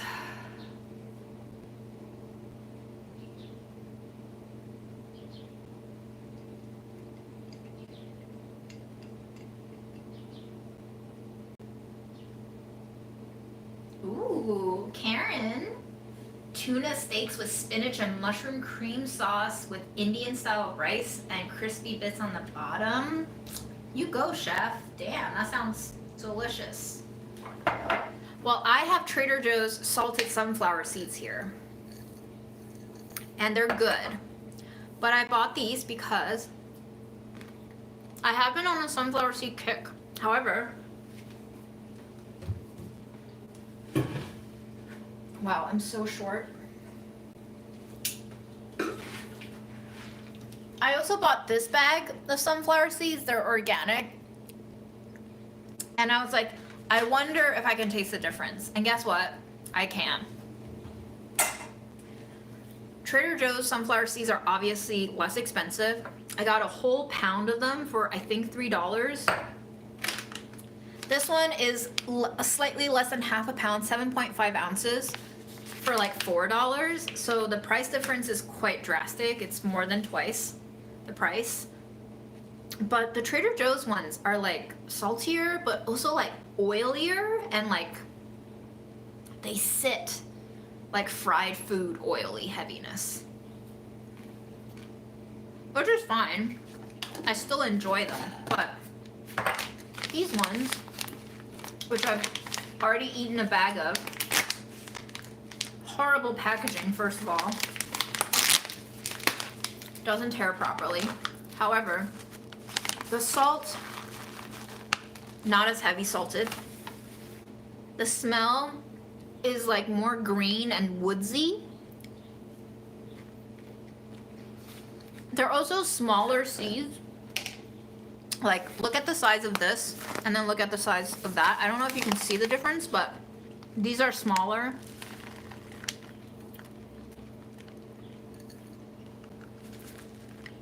And these taste creamier and nowhere near as like oily as these.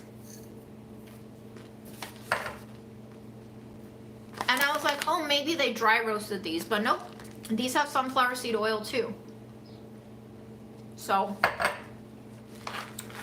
you do get what you pay for sometimes.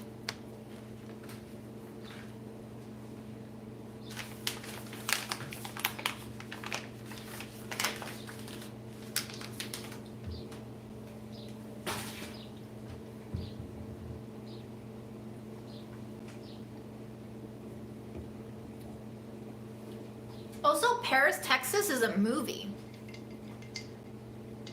Maybe your teacher was a cinephile. And she was just like, nope, only one Paris exists in my brain. But what's hilarious is that even in Paris, Texas, the movie, they talk about like it not being France, Paris.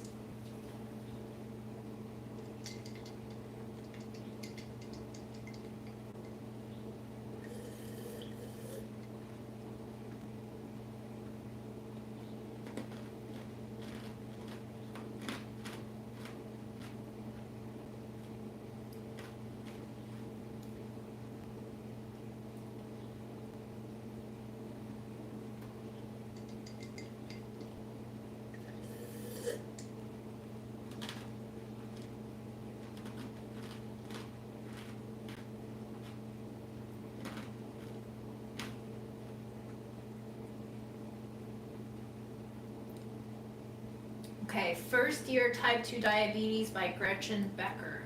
Thank you. I'll research it.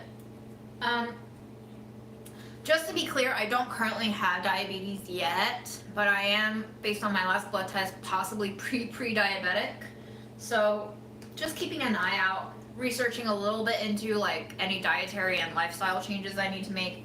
It is hard, long COVID, post-exertional malaise, not really letting me exercise, so all of my muscles are kind of softening and going away, and when you lose muscle, that affects how your insulin gets metabolized, which then causes diabetes. So again, it's not like COVID is causing diabetes, but like long COVID will be comorbid with a lot of other health conditions, simply because it like limits what you can and can't do anymore in terms of keeping a healthy lifestyle. So it's a lot of tinkering and managing and observing.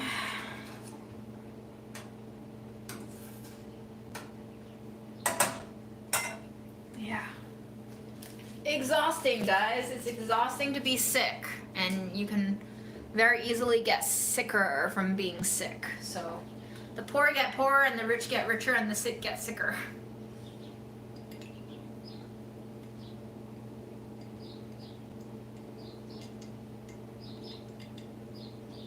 What have you been diagnosed with by a doctor? Like everything. I was diagnosed with IgA nephropathy and autoimmune kidney disease when I was 7.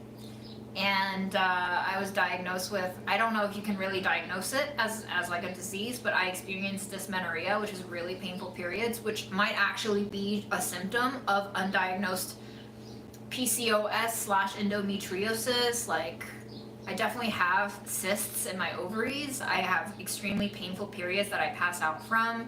My periods have never really been normal. I've been on and off hormone birth control pills to like regulate the cycles, but they also have their side effects, and they also fucked up my mood. And you just like, when you play with hormones, you change everything in your body, and so it can have unintended consequences. I have high cholesterol. I've always had it since I was a teenager. I think maybe due in part to my kidney condition and the meds that I had to take for my kidney, which also had side effects on my liver because of the liver metabolizing all of these medicines. I've been diagnosed with bulimia, which I didn't learn about until I looked into my own records that one of my therapists never showed me, but apparently she thought my onset of eating disorder in high school was enough to diagnose me with bulimia, so I guess that. Depression, kind of, but doesn't everybody have depression diagnosed now? When in Greece, when in hell, you get depression. So far that's it. There's no real long COVID diagnosis. A lot of healthcare providers don't even know about long COVID because it's just such a developing morphing thing.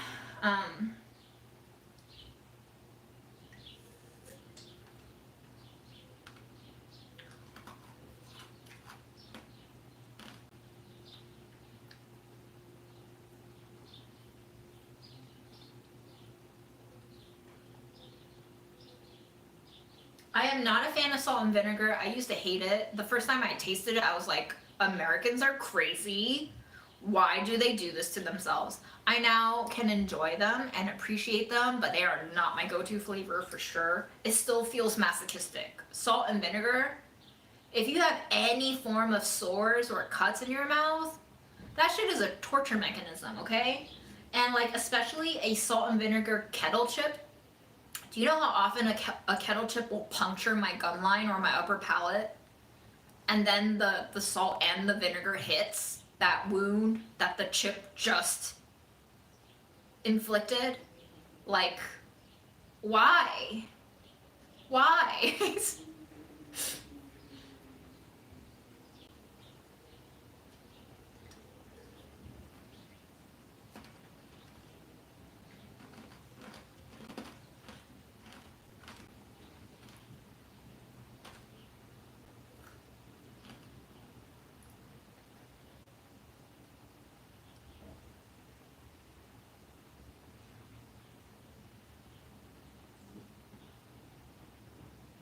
Sunflower seeds with shells are addicting. They're very Chinese, but my teeth are weak as fuck. So I try to not tempt fate because I've already cracked a tooth and lost a tooth. And I have receding gum lines, and I have a root canal tooth that is actually one of my canines. So if that gets fucked up, I'm gonna have a really wild smile. I will definitely lean into being a crazy person, full commitment after I lose that tooth. So you can look forward to that. Yeah. I mean, the greedy, yeah. The hungrier you get and you keep eating things that don't actually fulfill you, the hungrier you will become because you're not fueling the right things. It's kind of like binge eating disorder. It's, there was an Instagram therapist, Ryan and Nicole.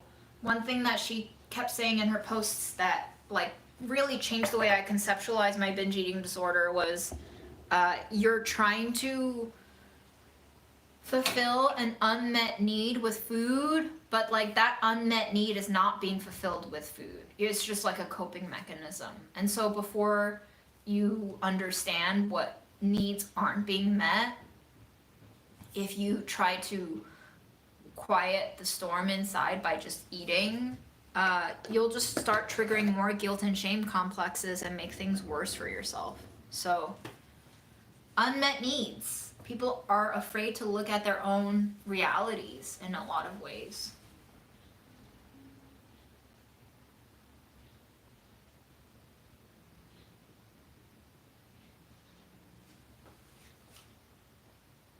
If the medical patriarchy experienced endometriosis 50 years ago, it would be very treatable today.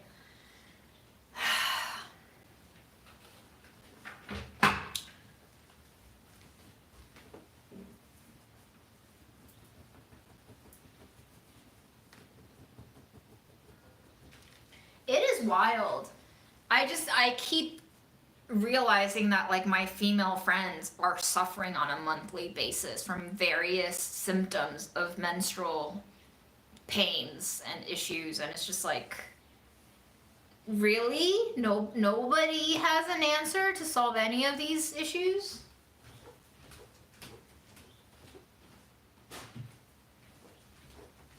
And it basically debilitates us. It debilitates us every month for decades of our lives. Okay. And we're cool with it. Okay. So that's the world we live in. Okay. I guess I have to accept that that's the world we live in, because now that I've seen genocide, I can believe that that's the world that we live in.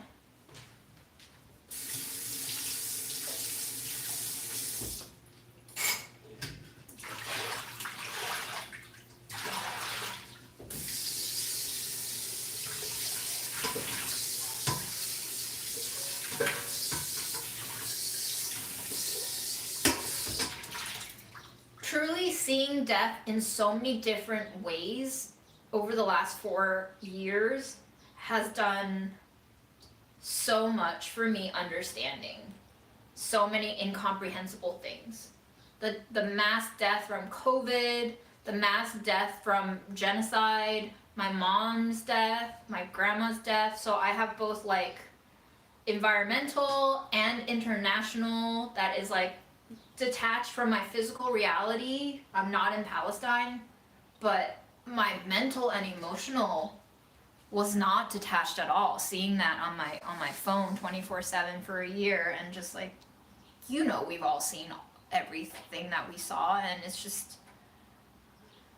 and then up close, my mom just suddenly poofing out of existence when I wasn't even physically in New York, and then slowly watching my grandmother fade away through all of her ups and downs of dementia and losing physical control and mental capacity over 3 years. It's just like, these have been my teachers, and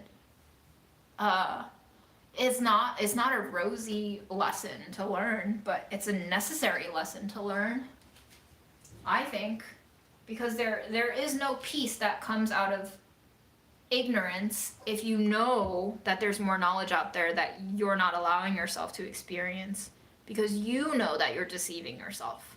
You're just delaying the lesson. but the boogeyman is always going to be there in your brain if you're just actively avoiding something. And so I think it's ultimately, for me, better to just face whatever's hiding under my bed, and then I can fucking go to sleep or get eaten up. I don't know, either way.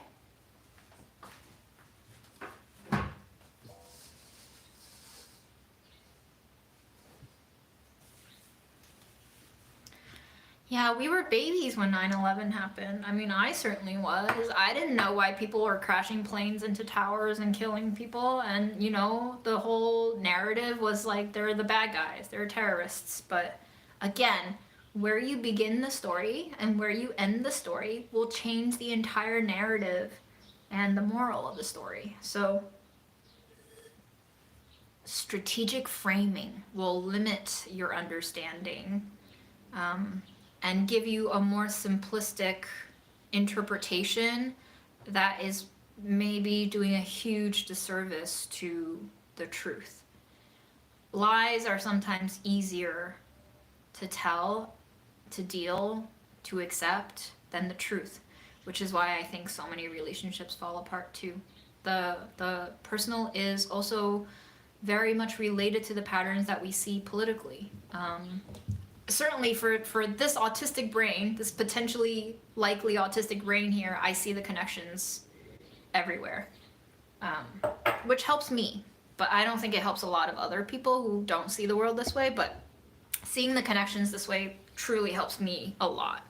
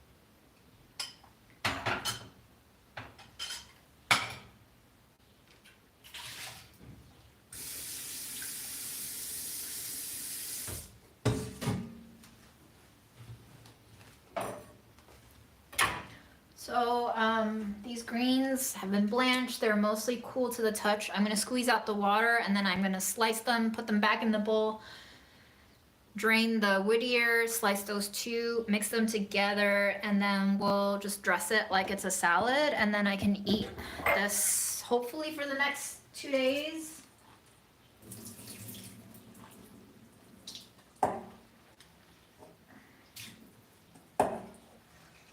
I like blanching greens because apparently if you're at risk for like kidney stones or any kidney conditions, getting rid of the oxalates can be helpful. And one way to get rid of the oxalate content in greens is to cook them and blanch them. So that is what I do.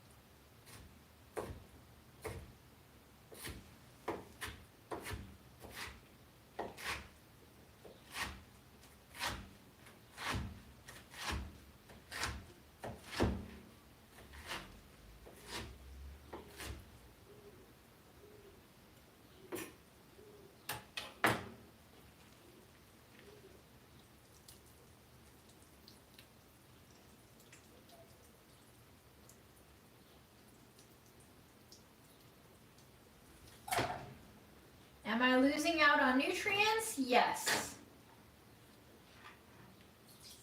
Trade-offs.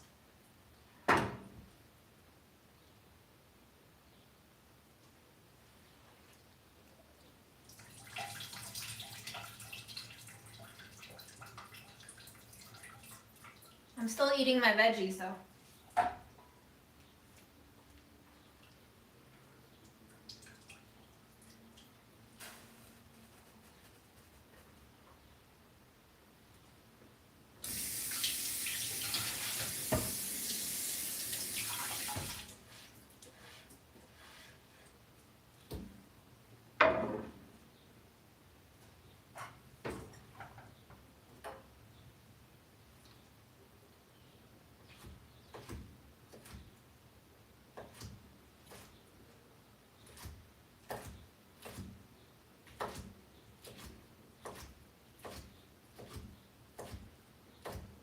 Also, I would just like to know, does anybody else like overthink buying a jar of peanut butter the way I did?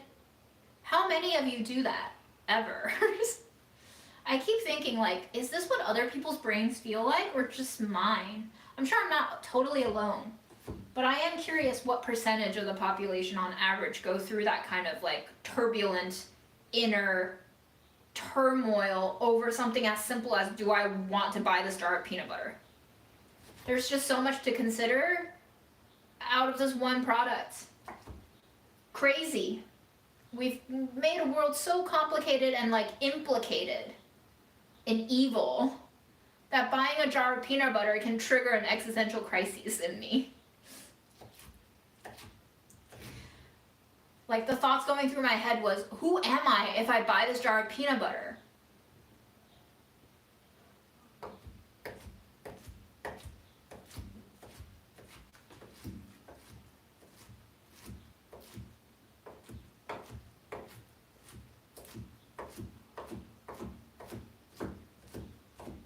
But then I'm like, oh, people are okay with genocide.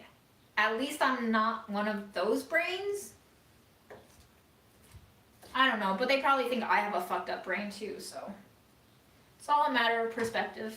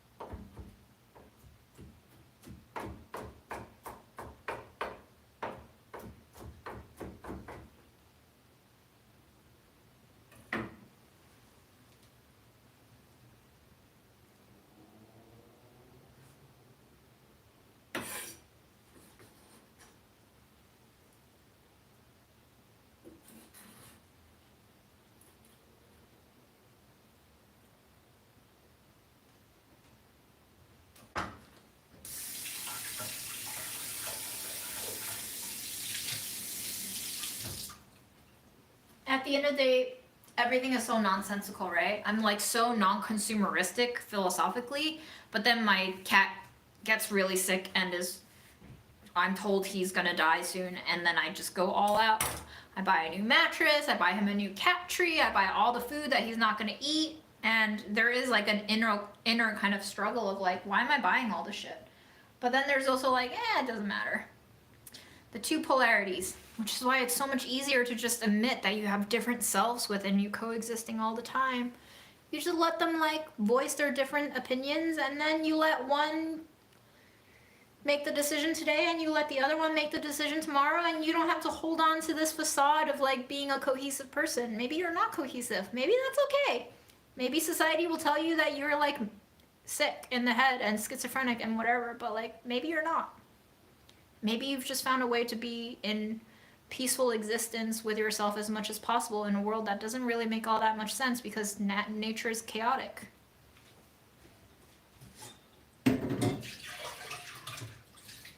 And order is a human construct. I still can't believe people are like fully buying into a religion where the God that they believe in killed the entire world population with a flood because he thought they were too sinny, and then also killed his own son.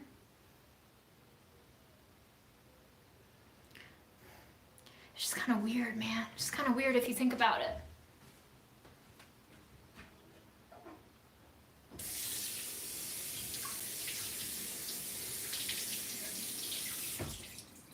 So then, yeah, if that's your God, I guess genocide is just all part of the play. Because if your God can commit genocide and that's the right thing to do within the bounds of that religion, then I guess you're just doing God's will.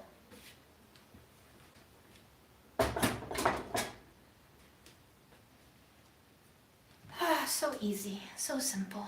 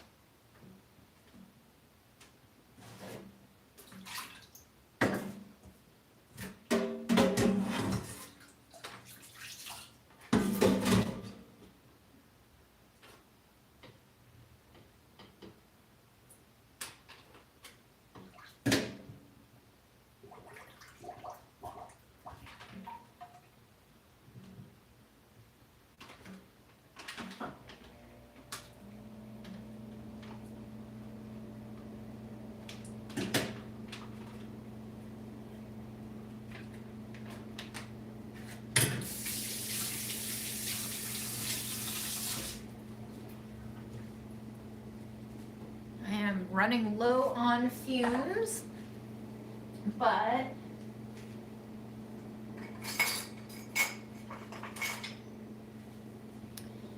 we have Whittier and greens, radish greens, turnip greens. All is blanched, and what I'm gonna do now is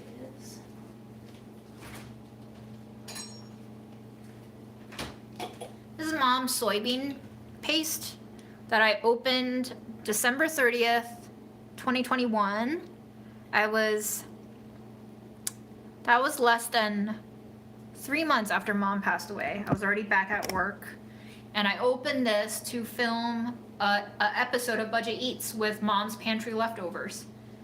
And so 2025, mid-March, we're going to add some seasonings in here and sesame oil, and I'm just gonna swirl the dressing in here to kind of dissolve this. This is already pretty salty.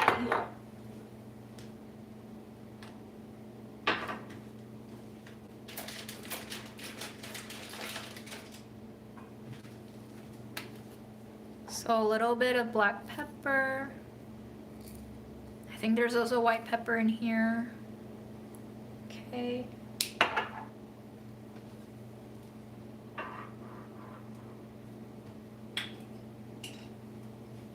Just a little cumin.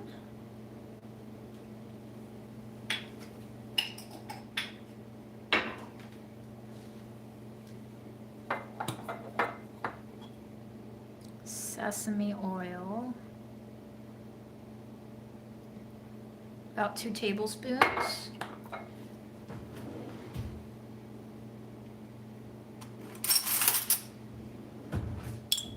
just gonna slowly stir it all up. And since there's still moisture in the greens and the woodier, it'll get more dressing-like once it hits that moisture. But I just needed to loosen up the paste so that it is able to be stirred without too much agitation in the salad bowl. Okay. Well, I'm just trying to use up spices. I'm not really calculating what will taste optimal. You know me, trash cooking. Sometimes things don't taste great, but I always learn what results when you put these disparate things together.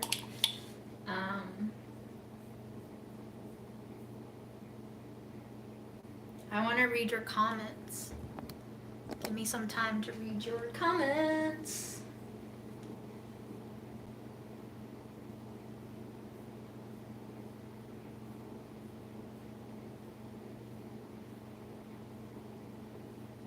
Wow, okay, you guys said a lot. You know what?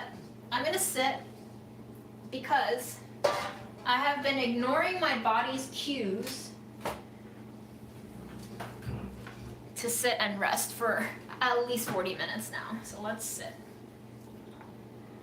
It is never too late.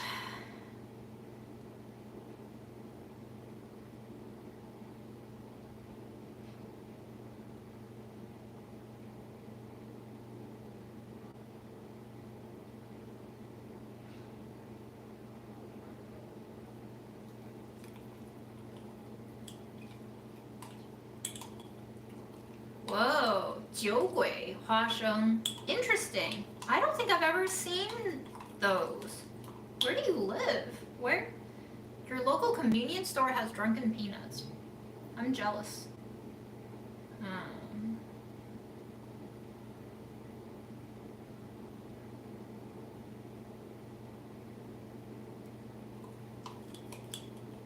Wait, 1000 Islands, Canada, were you telling me to stop eating my ice? I love that crunch though. You don't eat, oh, for my teeth, you're looking out for my teeth. Thank you. Oh, Amy, has there been any updates on getting Grandma back to China? Well, Grandma's passed away, so if you're talking about Grandma's ashes, I'm hoping to be able to get healthy enough to like go back to China myself with her ashes and deliver them in person to my uncle. All the paperwork did get to the right place with DHL. Thank you for asking. It was actually very timely and just smooth, so thank God, because man, it is wild to be spending $70+ to mail 20 sheets of paper, but it got there in like 4 days, so good deal, I guess. It is the other side of the world, so the flip side of that is like, wow, miraculous, we can ship things to the other side of the world. There is a price for everything, so. I don't really always lie, I just think it's a fun self-defeating statement. Honestly, I have trouble holding back. You don't really always lie. Was there context to this? Oh, you always lie. Okay. I think I might have to learn the skill of lying by omission, or literally just like not talking, which, as you can see, I do blab. So I do need to acquire that skill that many have already had. I don't have it. Here's a chunk of seasoning. Let's start with half that chunk so I don't blast myself with sodium, but maybe just a little more. All right, blobs. Just gonna slowly work that in. Oh yeah, that's not gonna be salty enough. Watch me over salt this anyway. But how long does cooked rice last in the refrigerator? It is recommended that you eat it within 2 to 3 days. I have gotten away with a full week. It depends on how clean your utensil is. If it starts smelling sour or funky, don't eat it. You can get rice poisoning pretty easily, apparently. But like, Asian households keep their cooked rice at room temp in the rice cooker for a whole day. Americans have all these like scary stuff about like not letting room temp rice stay out for more than 2 hours. I don't know. I don't know if it's the rice grains that are different in different countries. You know, like how American eggs have to be fridged all the time because they get sterilized, so that natural coating, that protective coating that comes on eggs, disappear in the sterilizing wash, making them very vulnerable to bacterial growth at room temp. Or if it's just Americans have like weaker constitutions and they're more likely to get rice poisoning. I also think about like what foods are kind of naturally occurring or like indigenous to a certain culture. I have been reading some literature that is like debunking the idea of race, but the idea of like culture and where you were born, what kinds of foods and environments you were raised in, at least in early childhood, and how that affects how your body kind of metabolizes and processes different things, whether it be food or idea or language. I don't know, it's fascinating to think about. The greens are not bitter, no. They're very yummy to me. I actually like the greens more than I like the radishes. It's a great deal for me to be able to get just like a fresh bunch of greens with the radishes from the farmer's market. Oh, I see. Crispy Cheese Toasty said, predicting you will add soy sauce, Chinese black vinegar, grated garlic. Ooh, garlic, girl. Yes. Garlic. Look at you chefing it up for me. I don't have fresh garlic, unfortunately.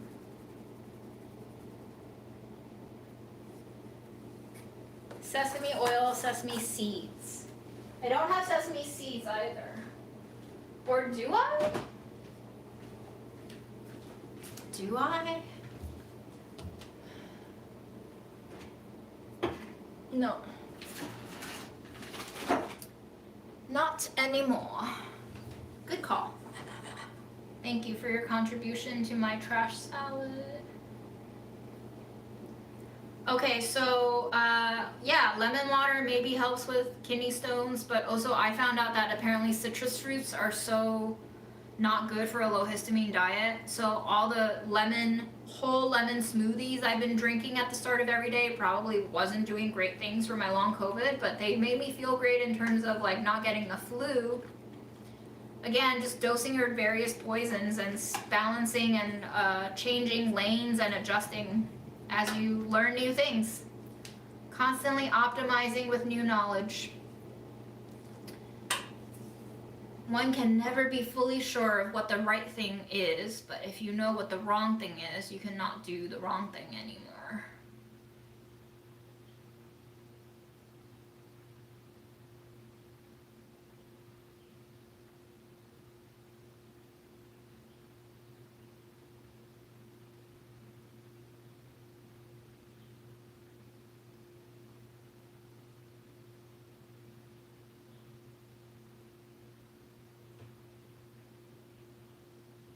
Ooh, Karen, what kind of mayo?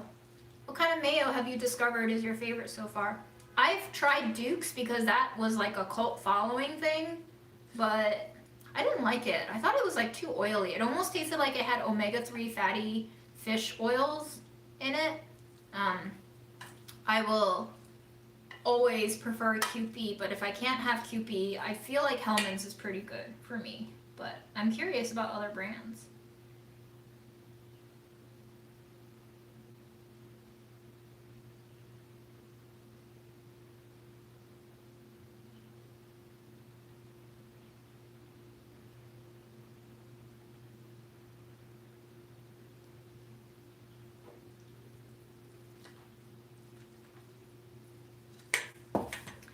Yeah, Coco Bear says, for me, I can't seem to spend even a dime to buy what I like to treat love myself, but instead I'd be thinking of everyone else and just not me.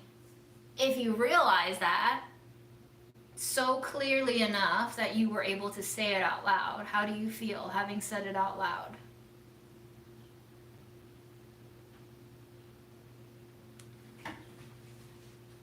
It's really fascinating what the brain does.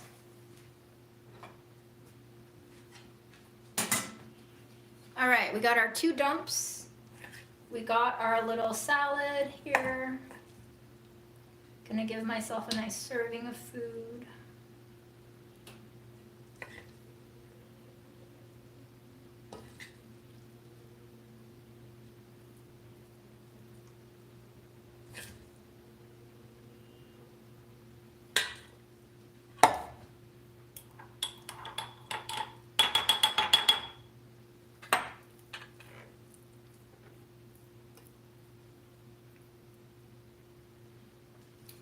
Yeah, apparently beans are high histamine too. Girl, I can't do anything.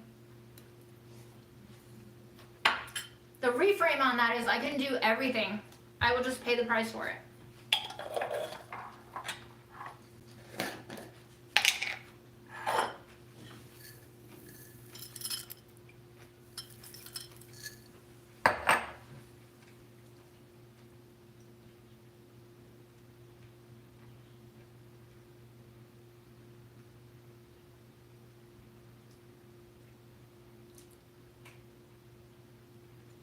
Thanks for sharing your mayo findings, Karen. Very fascinating.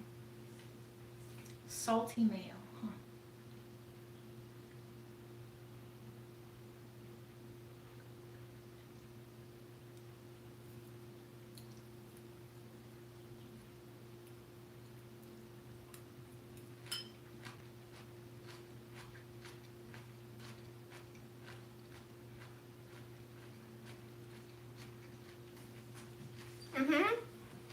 Yes, it is a fungus.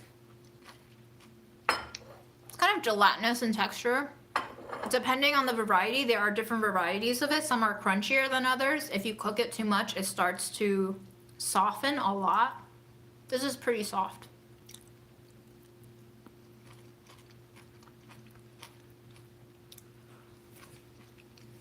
On its own, it's like even more tasteless than mushrooms. It's mostly just there for texture, but if you dress it with seasoning like I just did, it's kind of like tofu in that it's really good at absorbing whatever you season it with. So it's mostly for texture and health benefits. It's really good in soups and stir fries and salads, you know, very versatile ingredient. It's apparently also really good for controlling blood pressure if you have hypertension.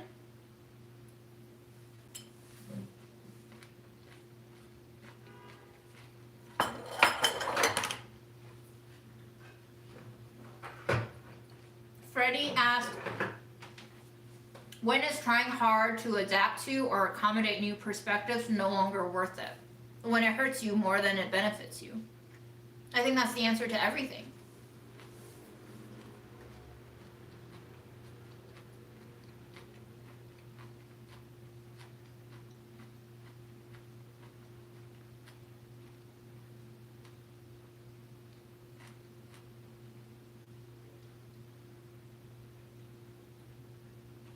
Vitamin check.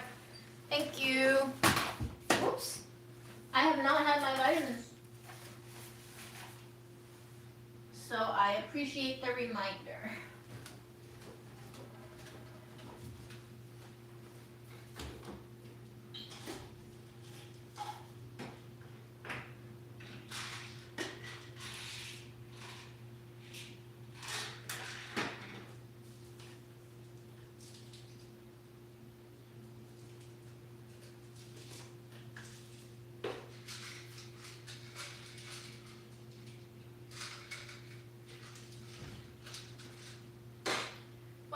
Noticed is that I feel, I don't know if it's placebo or not, but I do feel better when I don't eat all of my vitamins at once. So I should probably divide this up a little bit. There we go. Let's hope I remember to eat that in 2 hours. Water? Water.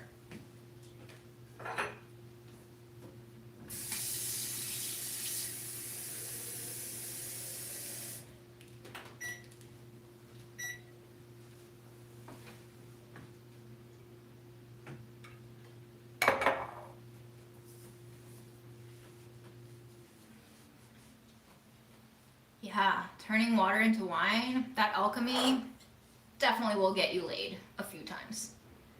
I do wonder if, like, Jesus had Riz. Do you think Jesus had massive Riz?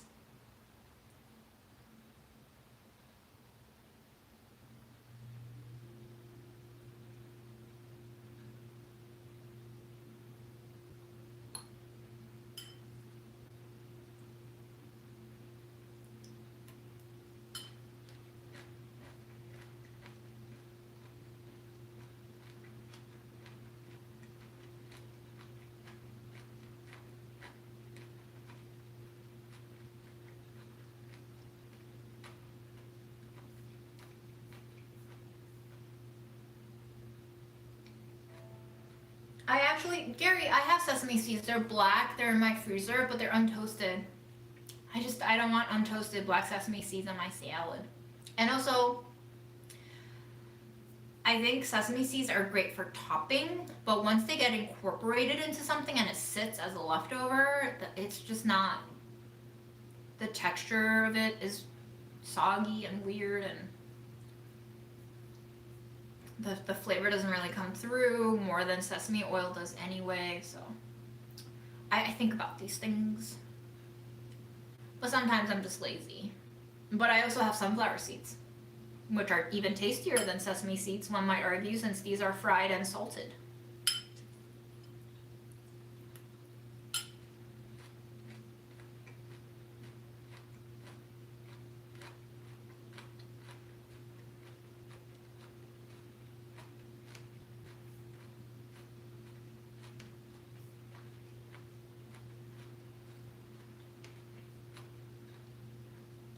Oh, you live in Shanghai. Yes. That makes sense. That makes sense.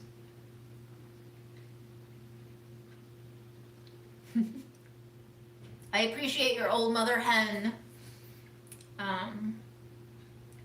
Oddly enough, now that I don't have a mother caring and nagging at me all the time, I can be much more receptive to even strangers giving me random advice. It's just like overload, you know? I think my mom had a lot of love, and she overloaded that love onto me, her only child. Which is why when somebody said earlier that, like, they can't ever seem to spend money on themselves, like, have you potentially considered how suffocating your love for others might be?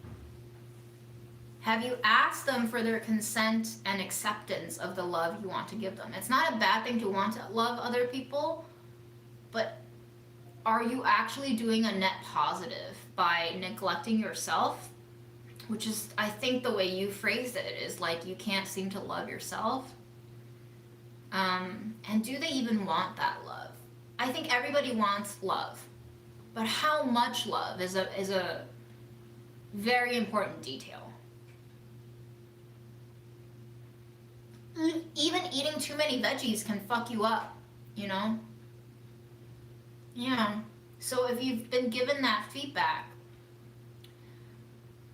it might be a compulsion of yours.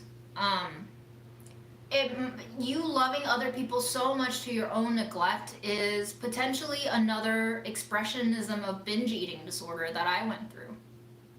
There might be an unmet need that you're trying to cover over by this exuberant act of service lifestyle, but that's for you to figure out. That's your responsibility to yourself and to the people around you.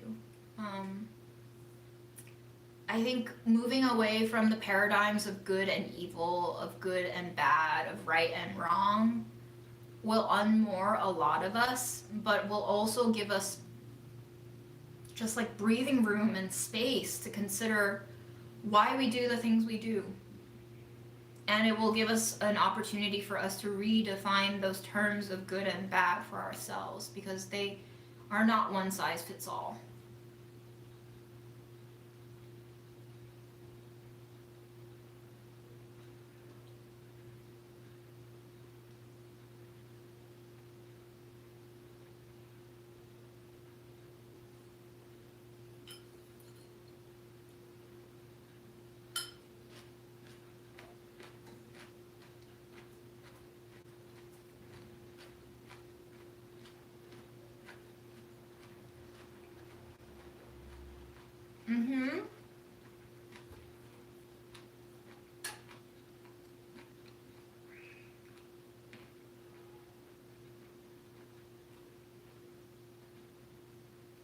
Yeah, that's very fascinating.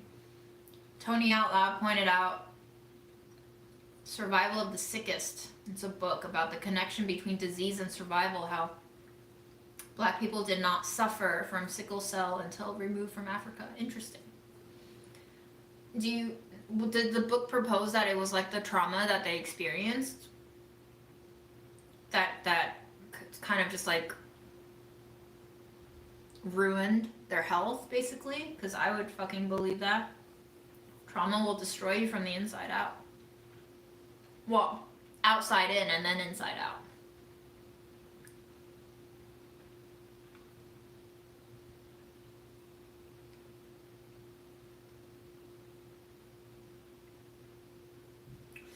Damn, 2 kg of spinach. Okay. Holy shit, that's like 4.5 pounds. You bought 4.5 pounds of spinach? Okay. You're getting your greens in. You go. You go, girl.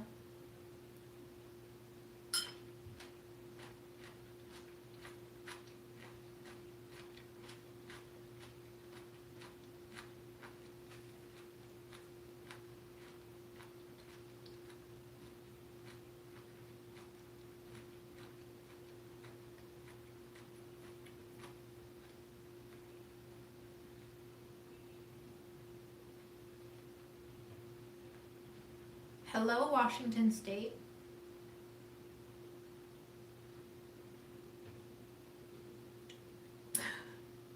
Mother hens, you did hear me. I do give you permission to school me in all of your life wisdom. I am now open to receiving until I close shop again. There are cycles. You made banana bread last week and forgot to put sweetener in it. You got sugar-free fudge and whipped cream. Yum. Okay. I have not read Love in a Fucked Up World by Dean Spade, but I will look it up. I'm opening tabs and Googling all these things to review after the live ends.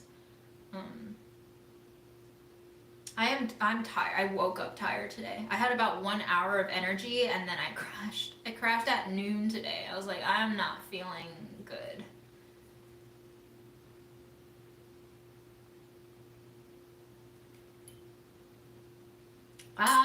Okay, that actually explains a lot of things, Coco Bear. I never have my needs met. Depression made it harder, so I don't want to see people I care and love to feel sad and left out. So you kept filling their glass while you were there evaporating. Very, very, like, visceral words you chose to use there.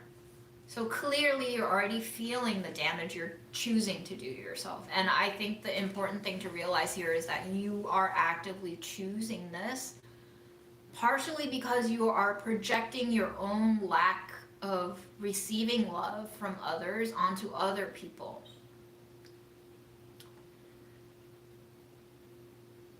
You can talk to them and see if they need that love. They might lie to you, but that's their decision to lie to you if they don't tell you the truth. But I don't think it's fair to yourself to presuppose that they're lacking love in the same way that you're lacking love. However, what we do know and what is clear is that you are lacking love and care. So if you've already seen one house confirmed burning, it would probably make sense to try to put out the fire on the burning house that you've witnessed burning first, rather than driving to a faraway place where you don't even know if the house is burning, but somebody just said, oh, maybe I forgot to turn off the stove when I left the house. So it's just a matter of priority here. And I'm only speaking on this because I do believe that my mom died from burnout of caring too much for others. And I do feel like I've heard from more than just myself that she worried too much for other people. So it's just very tragic in the end to waste your resources in places where it's not effective while you are neglecting where it would be most effective. So, you know, the good thing is you've already diagnosed yourself. You already see the clear dynamics here. It's just up to you when you decide to choose differently. Other people will not suffer to the degree that you're suffering, because everyone's existence and experience of their existence is different. If you're already feeling pain, help yourself. And that is the best way to care for the people around you, is if you're not in pain. Because when my mom died, because she didn't take care of herself, she left for me all the projects she would have never wanted me to take responsibility for. Tying up her financial accounts, cleaning up her house, fixing up her house, taking care of grandma. God forbid, she would have never wanted that. My mom literally said to me when she was alive, I will never require you to take care of me this way, pointing to how she's totally exhausted taking care of grandma. Because she was so burnt out from taking care of grandma. She immediately projected onto me that she would not ever want to put me in that situation by becoming grandma and having me become responsible for her in her old age. But she was projecting. She was projecting that I would make the same choices that she was making at the time. That's on her. I probably would have not taken care of her even if she lived to grandma's age the way that grandma got taken care of. But my mom projected onto everything. She projected her fears onto me too.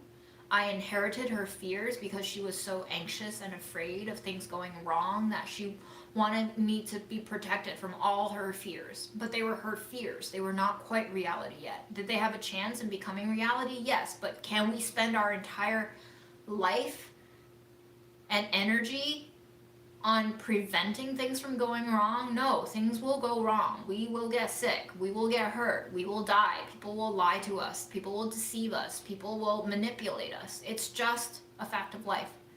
So if you have chosen to give birth to people and bring them into existence, you have to know what you're signing up for. You have to know what you're signing them up for. You have to be honest and truthful about what kind of world we live in. So take care of yourself and do the responsible thing. Because the responsible thing right now is you fixing the fire that is already in your face and burning on you. I wish my mom took better care of herself so that I didn't have to go through all of this alone. So that I didn't have to take care of all of this shit that I didn't want to take care of while grieving her. And everything in my life is now infused with her absence.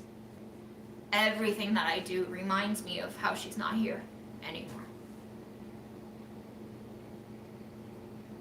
Which is fine. It's just my reality. It's not any better or worse than my mom dying any other way. It's just the way she died, and that this is what I'm going through. But there is no better or worse in caring for yourself or caring for others outside of, are you doing the responsible thing for yourself first and foremost? Because you can only know your own reality. If you can know any reality at all, it's your own first and foremost. You're closest to it.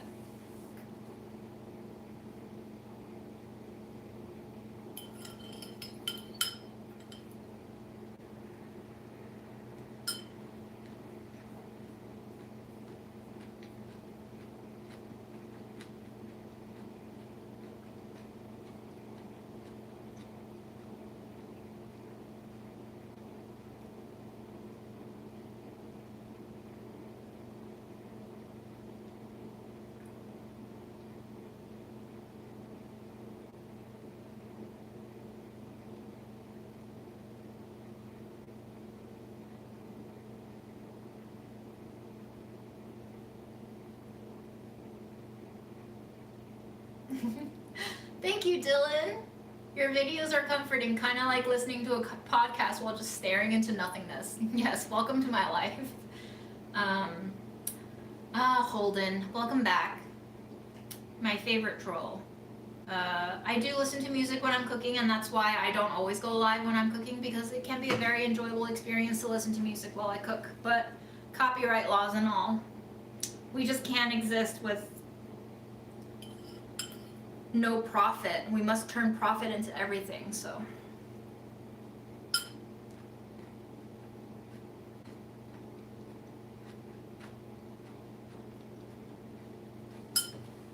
Here's an idea. Instead of me playing fair usage music in the background of my lives, you can listen to my lives while playing whatever music you want, including copyrighted music. That way, you get to customize the live viewing experience with your own personal musical taste.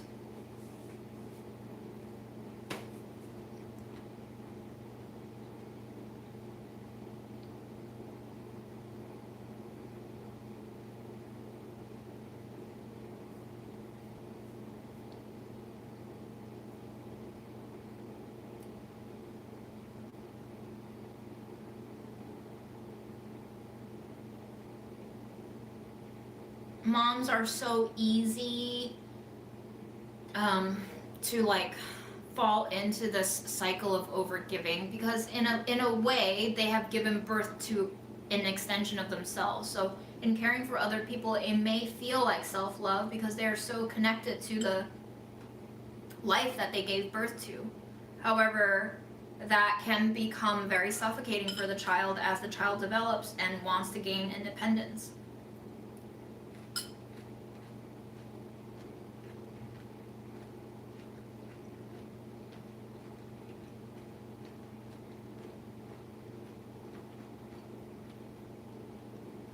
Also, I want to reframe what being selfish means. It's a human construct, once again. Selfishness basically insinuates that there is a clear boundary and distinction between the self and the non-self, the outside of self, the other. I don't think it works that way anymore. For example, seeing people suffer in Palestine, strangers, no blood relations, all the way in another part of the world, hurt me. And so it hurt me to not do anything.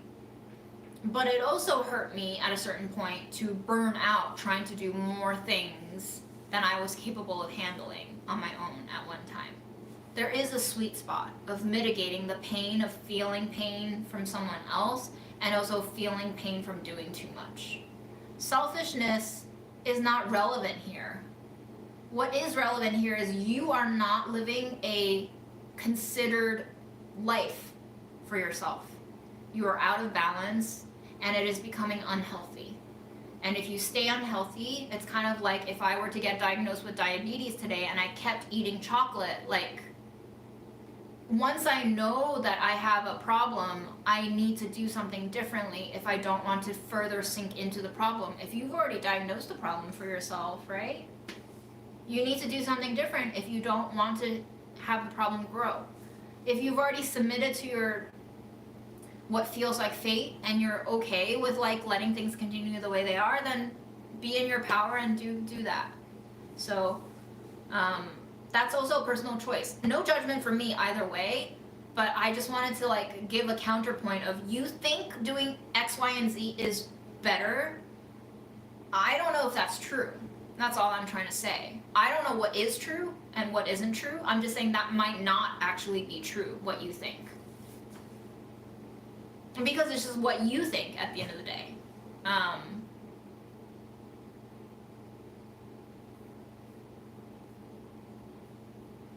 And even the conceptualization of myself is a sham.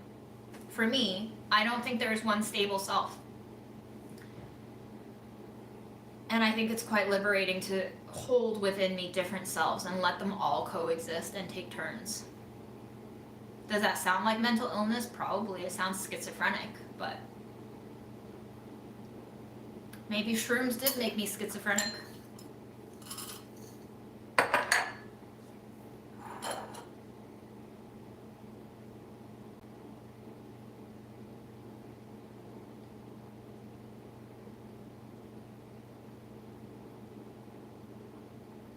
Yes, I have a music playlist that is YouTube based, but if you can find me on Spotify. I think I have a lot of public playlists on my Spotify account. I can see if I can link one. Oh, Spotify is not letting me open. But I have shared playlists before, and if you find my playlist, you can probably click into my Spotify profile.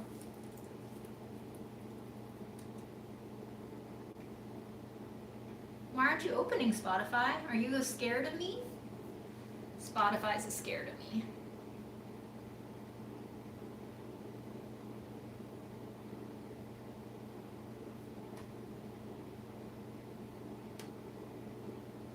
It says no healthy upstream.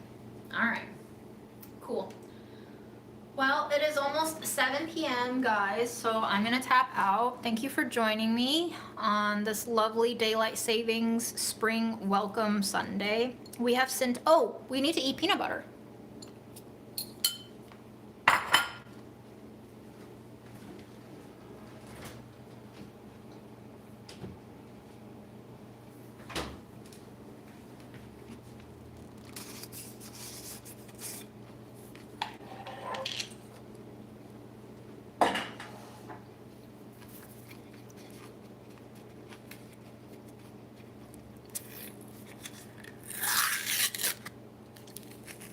Damn, they still haven't solved the clean peel thing, huh? I hate when this happens because after a few rounds of opening and closing that screw-on lid, sometimes this like little particle of the lid falls into the peanut butter. Not that it matters since everything's microplastic anyway, but I would prefer it if I didn't have to eat it. But this, after the oils from the peanut butter gets into this little residue lid, and then I'm screwing the top on and off, it just flakes into my peanut butter. Oh well. What can you do? Join me for this virgin scoop. It's always oh, I fridged it. That's why it's so hard. So it's not going to be a very satisfying virgin scoop. I'm sorry. But I do like a fridged peanut butter. Do you think you'll be actually able to hear the crunchies? I love smelling peanut butter.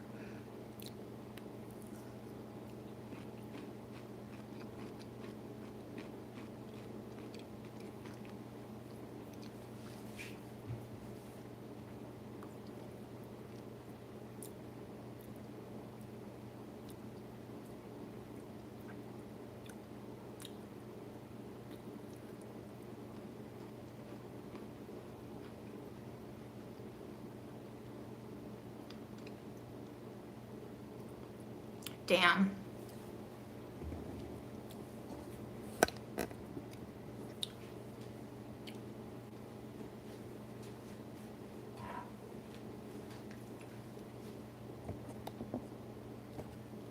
Pasta with a spicy peanut butter sauce sounds great.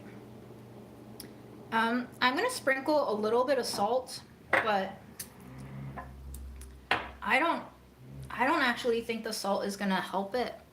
I think it's just my taste buds. My aging, wary taste buds. It's not really getting me hard, you know? You know?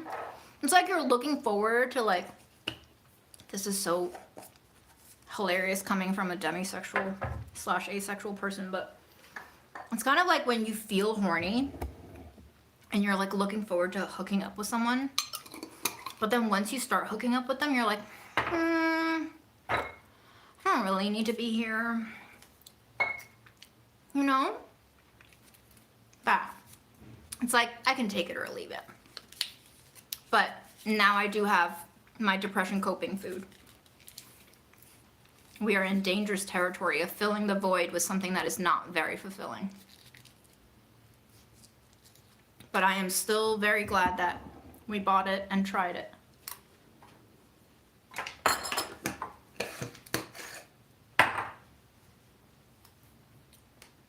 I wish you the best. I hope you have a great week ahead. Thank you for joining me. I want to take you to see Memo. He hasn't been eating. And he's kind of been hiding. Not really hiding. He's still cuddling with me, but sometimes he like runs away from me and I don't know why. So he's going through something. He hasn't been really able to keep his food down.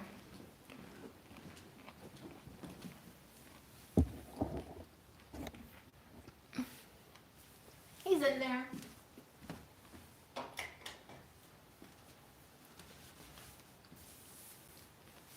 He's in that little hole. Hi, baby. You don't want to be bothered?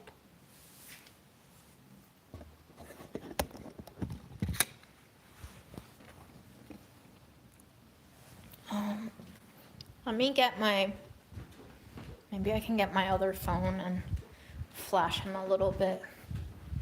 You can see, little cave gremlin is correct. Absolutely accurate. He is being very gremlin-like. I think he's really going through some discomfort because he's been kind of yowling before he throws up. My baby. Hi. Oh. Hi, baby. All right. I don't want to flash him too much, but you saw him. He's a very cute little gremlin. He's just going through a little rocky adolescent, old man transitional period. All right, folks, take your vitamins, stay hydrated, get some sleep. Don't let daylight savings fool you. Time has always been arbitrary. Do it that way you will.